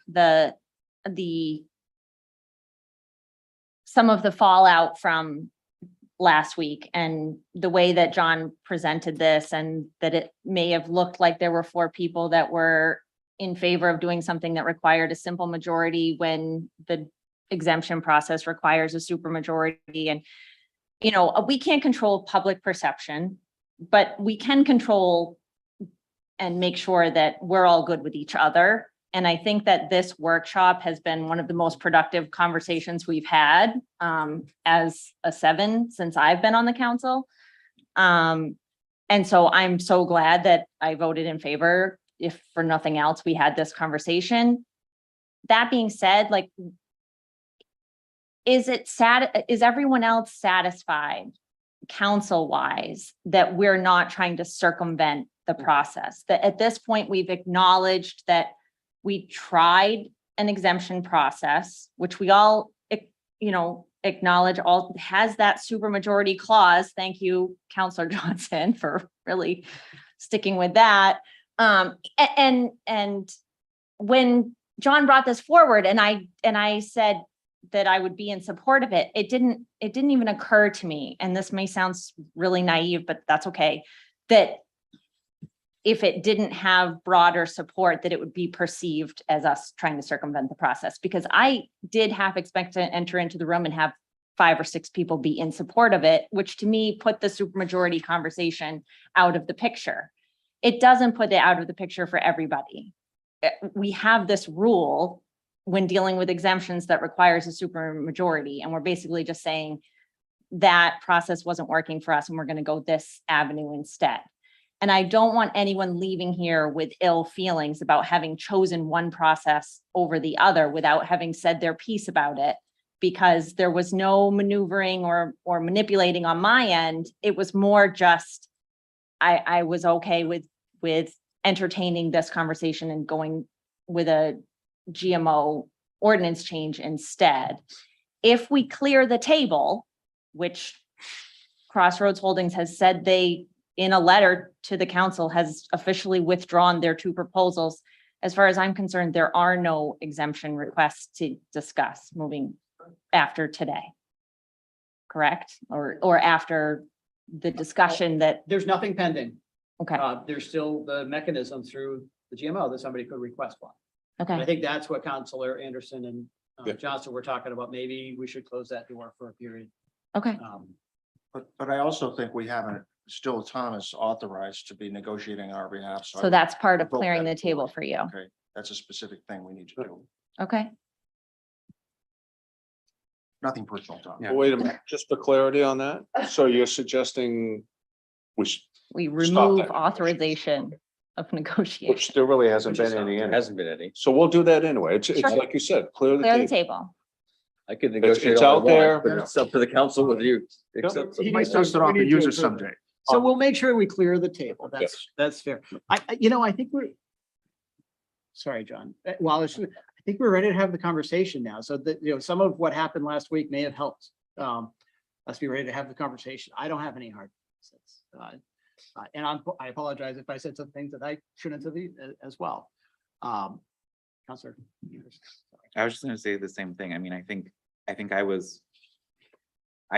feel like I came in a little naive last week, and I think part of my reaction was reacting to my perception that we were trying to circumvent the process, even though I will say I don't like the council exemption process, and I think I've been pretty consistent in saying that. And so, but I think, again, in retrospect, had we had this conversation, which I know I tried to prompt, but we got where we got to, and we're still in a good spot. But I just think as we go forward, especially if we're trying something a little different, it would be good to have this conversation first so that we can get ahead if we are going to change things and make sure we're all on the same page as to why, and we bring the public along, because I do think it is very easy for the public, and it was easy for me last week to immediately jump to a conclusion because I wasn't that's just what I did. Like, it's human nature, right? And I made some negative assumptions, and I don't think there was any negativity that was happening. And just personally, as a process person, I get really frustrated sometimes when I feel like there's not a clear path or clarity. And I think for us and for the public in this space and for the developer, it's just been a challenge, and there's been a lot of learning. So this is why I think really taking a hard look at the GMO and really kind of deciding, is this exemption process something we want to continue, is important. But I'm happy moving forward with the amendment versus the council exemption process, as long as we can add in some stipulations that make this a little bit more stronger, clear, specific for the public. We'll see what that looks like, and if I actually vote to support it at the end, I'm not committing to that right now, but I'm willing to put in the work and the effort with you guys to see if we can come up with something that we can all work on together. Counselor Kettering. If I could just remind my fellow counselors that if you do have amendments, whatever, make sure you get them to everyone prior to the meeting so that people aren't sitting there at the meeting going, what's this? And I'd say let's also make an attempt to get it so that the public can see it Yes, beforehand. yeah. So we get it in the packet, and that means this week. So that means, well, worst case, we can update it Monday. I mean, that. Yeah, I'd like the to say packet's that, already published. I just got some staff challenges to update the packet this week. So certainly first thing Monday morning, we could update with. We can get them ready and information. republish. Yes. On Monday. Are we done discussion? Do we need a recess before public comments? You guys ready to dive in? Let's go for it. All right. So we're gonna entertain public comment now. If you'd like to speak to anything we've talked to tonight, please feel free to come up to the podium, state your name and address, and what you'd like to share with us. I need to put my vest on. Okay, if I go? Okay, so I know some of you, so hi, can you hear me? Okay, hopefully you can understand me too. So, okay, so my name is Nevena, I'm Nevena Joranovic, and I live actually at 8 Laurel Ridge Road here in Scarborough. I have been Scarborough resident since 13 years. I have moved here with my family because I believe Scarborough was a good town, school-wise, and just kind of like the setting. And ever since, I've been glad that I made that decision. My 2 daughters, one which is in college now and which one is about to graduate, have really prospered here. I know there was, there were things when I moved here, but there wasn't as much. And in a sense, I wish there were more amenities to the town, because I think my kids are really big on sports, and, they wouldn't have to go to other towns and things like that.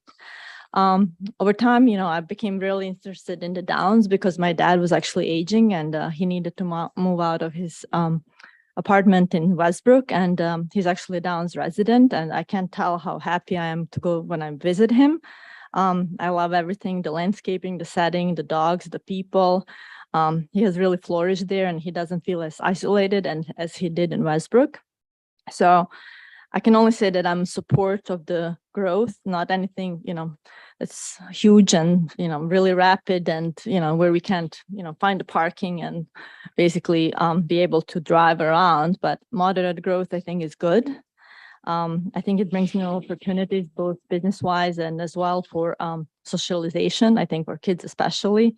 There shouldn't be just one coffee shop. Hopefully there could be two. And I want my kids to be out and about and talking to people versus being on devices.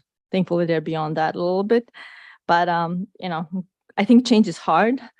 Change is uncomfortable. People need to be a little bit outside of their comfort zone. I think that's the only way to grow. So I hope that, you and the developers can continue talking and reach consensus and, make Scarborough a better place to live. And hopefully my daughters will come back and I'll be here happily retired and they'll be raising their children here. So thanks. Thank you, ma'am.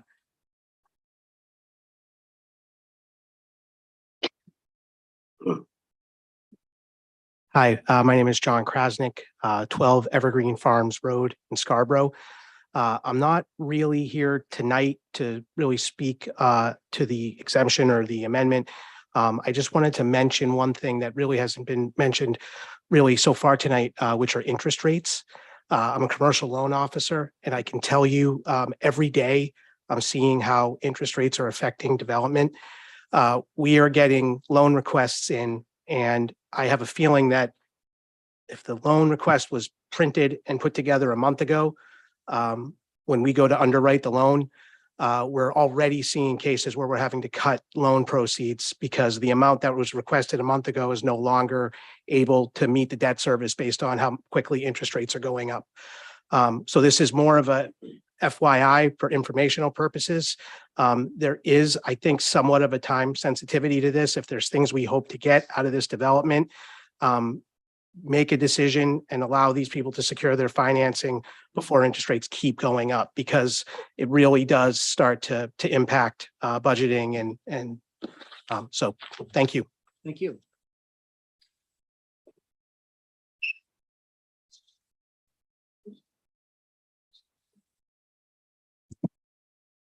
Denise Hamilton, 167 Two Rod Road in Scarborough. I think I would much prefer to see the town council, make any amendments necessary to the GMO not make amendments, but rewriting the GMO rather than putting a Band-Aid and then looking at it over the next year to rewrite it. It's going to get us into trouble.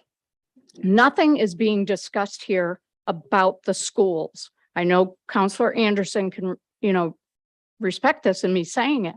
I don't know if all of you have done any tours of Eight Corners. Teachers are using bathrooms to store supplies. That's appalling. The Downs project, the project on the corner of Mussey and Gorham, those two projects alone affect Eight Corners School. There's no room in that school. And for the Mussey and Gorham, for AR builders to say, oh, well, in our projects, generally, they're not families with children. You can't guarantee that. And we can't discriminate saying you can't have kids living here. And I think the counselors need to err on the side of caution, assume these families are going to have children attending our schools. There's no room. We don't have the potential of a new school going on a ballot for another year. We need a school before we grow any more than we're growing. We have no room. And I have no dog in this fight. I don't have children in this school, but I've been on tours and it's disgusting. It's disgusting that these kids are going into their bathrooms, in their classrooms, and there's construction paper and there's markers and there's chalkboards and there's everything else being stored in the bathrooms. Let's build a new school before we start growing this town. Thank you, ma'am.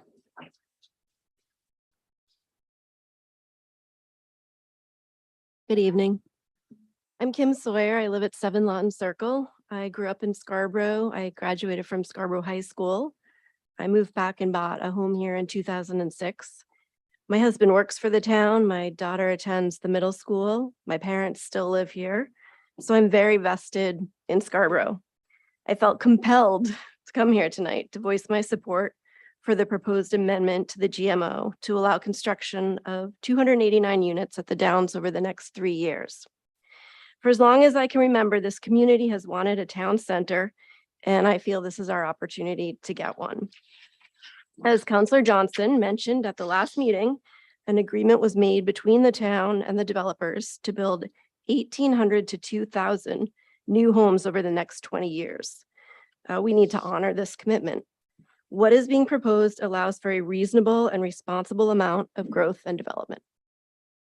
Thank you. Thank you, ma'am.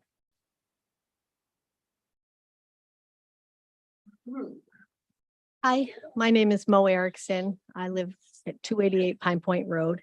And I grew up in Scarborough. My family all lives here. I have 4 kids who went to the high school here, and none of them can afford to live here now and buy a home. I do support housing development in Scarborough. I hope we have affordable housing. And I don't think a $300,000 house these days is affordable housing. I can tell you that I work at the hospital and I take care of patients who are, they don't have teeth and they can't afford dentures. They don't have glasses. They need glasses. They can't afford glasses. They don't have medical care. They haven't seen a doctor in years. They don't have housing. So I'm talking about people, regular people like that we have in our community. So when people tell me affordable housing, a $350,000 house, that's not what they're thinking. So we need to build affordable housing, like a $200,000 house, $150,000 house, or less for people. We are not Beverly Hills. I know we think we are, as I always joke about the 90210 of Maine, but we're not. So let's start being realistic and building affordable housing if we're gonna be kind to our neighbors and be an inviting community. We talk about closing the Comfort Inn and giving people till January to find housing. That's a joke. And I feel like, as I said, to ask a homeless person, send in a couple social workers to help them find housing. Come on, these people, they don't have a job. They don't have the skills to do anything. I don't know how we could expect somebody like that to find housing, let alone an intact family. So I would love to have the Downs put in affordable housing. And I think we should be a little bit more realistic about what affordable housing is for most people. And it's not a $300,000 or $400,000 house. I also would love to have, as we've always talked about, a community center, a pool, things like that. And I hope that happens in exchange for all of the stuff that we're going to not give, but share in I guess reciprocity with the Downs. So that's all I'm going to say. Thank you. Thank you.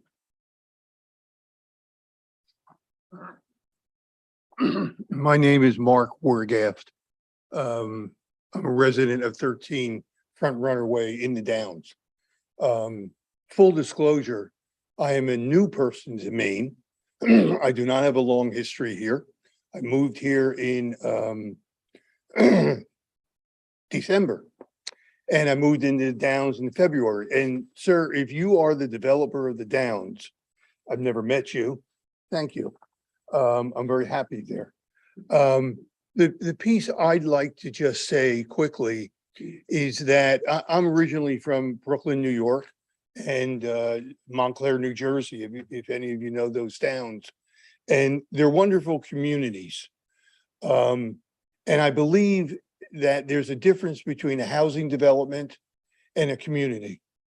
And without a downtown, I think the Downs would be a very nice housing development.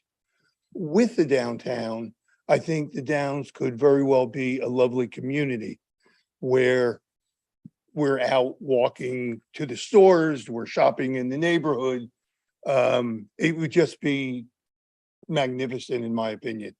So I would love to see the development of the Downs go forward. Thank you. Thank you, sir.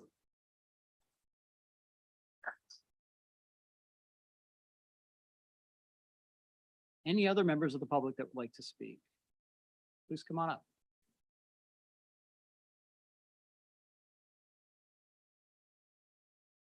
Hi, I'm Allison Bristol, 6 Bayview Avenue. First of all, I really want to thank the council for this conversation tonight. I have to say, the last meeting, for somebody from the public who's been following this process for a year, it felt like a bait switch. So I was really glad to hear this conversation and, real thought put behind what the council would like to do moving forward. I'm probably going to bounce around a little bit because there's a lot to contemplate. First of all, I'd like to agree with Councilor McGee on the change in a GMO exemption is way too simplistic. When what I'm going to call the 860 exemption was put forward, which I don't think was included in Mr. Michaud's letter to the council, there was 300 C of Os could be issued within a rolling 360-day period, and up to 40% of the units could be 3 bedrooms.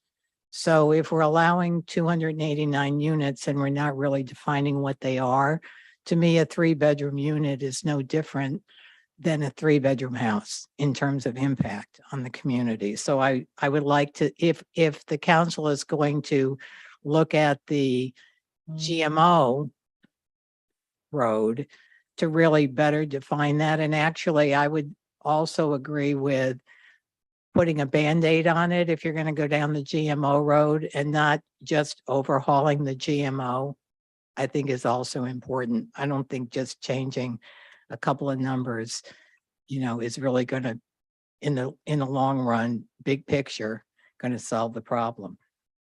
On the going down the exemption route, I agree with Councilor Seither that this whole process has been about public benefit. And I'm just looking at Mr. Bacon's letter, I think that was from August, and defining public benefit as a walkable town center, which I, as a Scarborough citizen who doesn't live in the Downs, would refer to it as a Downs center versus a town center. When Jeff Levine did his presentation, I think in February or March, he described the small businesses that would be in those first floor retail establishments as local businesses that couldn't survive without the additional dwelling units being built. And unless there's a restaurant or two, I can't conceive going to the Downs to, patronize those businesses. The only 2 things that have come forward, which I think will be big draws to the Down, is the Costco and the just announced Allagash Brewing, which is terrific. I also don't think it was coincidental that it was announced the day after, the last exemption presentation to the council. Those things will draw. The other small businesses will not. Green space, when there's so many parks and beaches and other green space, the marsh in Scarborough, a green space in the Down Center will not really be a public benefit to the rest of Scarborough. And in terms of reserving a location for a future community center as a benefit, that means nothing. That if, we're going to go down the exemption route, I really think the terms of what that is needs to be defined. It'd be bad enough that the what the community center isn't even defined. You know, I think when it was first presented, I think Mr. Hall described it as 30, and correct me if I'm wrong, 36 to 38,000 square feet. But 38 to 36,000 square feet of what? And it would also be financed by this, you know, additionally captured money that belongs to all of the citizens of Scarborough, not just the Downs citizens, and being built on land that the town doesn't own. So I think that's a big issue, but I think, you know, just to you know, have something more than reserving space, at what terms, I think really needs to be defined. Let's see what else.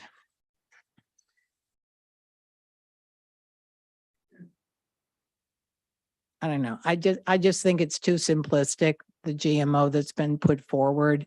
And I think we're putting the cart before the horse, and I would like to see a little bit more definition of what it all means before the council, you know, considers something. And I think just from hearing what I hear tonight, I would also tend to be more supportive of the exemption route versus the GMO route. Thank you very much. Thank you, Mel.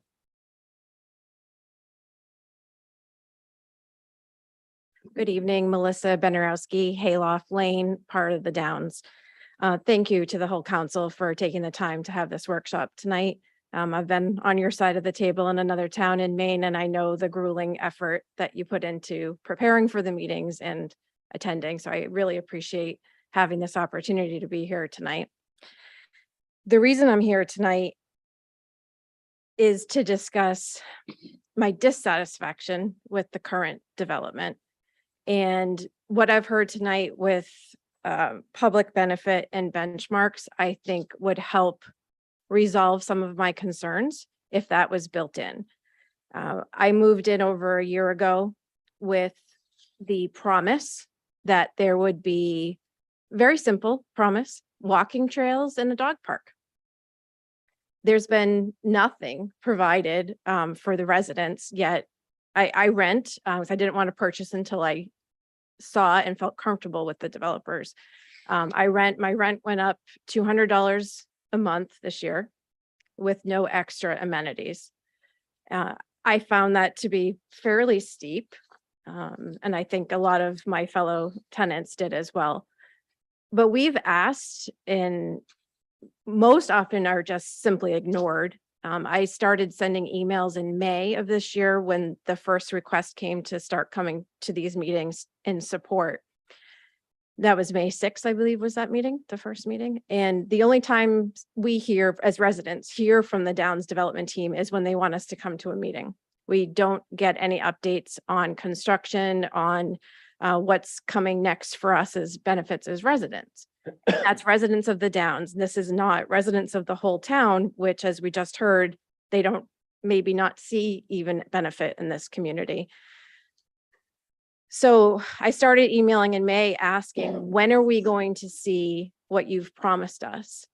If I can see a plan for that, then I will come support you at the meetings. I will speak and I will absolutely support it, because this is why I moved here. I wanted the town center. I wanted the town community. It's something I've wanted since I first visited the Reston Town Center in Virginia 30 years ago. It's exciting. It's something that I'm putting my hard-earned money into living at in the hopes that it will happen. So when we got the second request a few weeks ago to come to last week's meeting in support, I went back into my Gmail sent file, forwarded that email again from May that I still had not received a response from. And I'd followed up multiple times and said, please just give me a guideline and I will support you. If not, then I will go to the council meeting and speak against it. That seemed to get a response. However, the response didn't answer my questions. So I spoke last week virtual meeting. So again, thank you for having the hybrid option. That's very much appreciated. I asked again, please, here is my question. Just respond to my question. And it's been crickets since in the last week. So I'm here in person tonight to say, please do better. To the developers, just please do better. And to the council, please build in benchmarks. The promises that we've received as residents have not been fulfilled. And promises that you may receive may not be fulfilled either. And that to me is very concerning for this town, for the taxpayers, for the residents, and for your legacy. I had a conversation, speaking of legacy, with one of the developers about a year ago. And he said, you know, I'm very happy that we were able to purchase this land. I'd like to build a legacy for my family. And you're starting that. But I don't think a good legacy is not fulfilling promises. So again, please just do better. At the same time, after I had that conversation with him, I called the main offices and said, let's put together a committee of residents. Let's work together to bring these benefits that we're looking for. Again, simply walking trails in the development and a dog park. That's it. To me, that's extremely simple. And I was told at this time they didn't want engagement with the community, the residents, and there wouldn't be a committee formed. I would suggest to you tonight, as one of your potential amendments, to come up with a steerco or a committee that involves a couple council members, someone from the development team, residents from the Downs, and residents from the town. Why not have a steering committee that would help guide this development and satisfy all parties, or at least attempt to? I thank you for taking the time to hear my opinions and hope you have a great evening. Thank you, ma'am.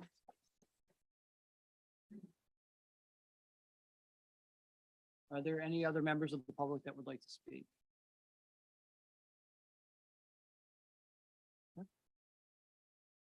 Seeing none and none online, I think we've reached the conclusion of our meeting. Thank you all for coming. It's been a productive discussion, and we will revisit this topic at our meeting next Wednesday. Have a great night, everybody.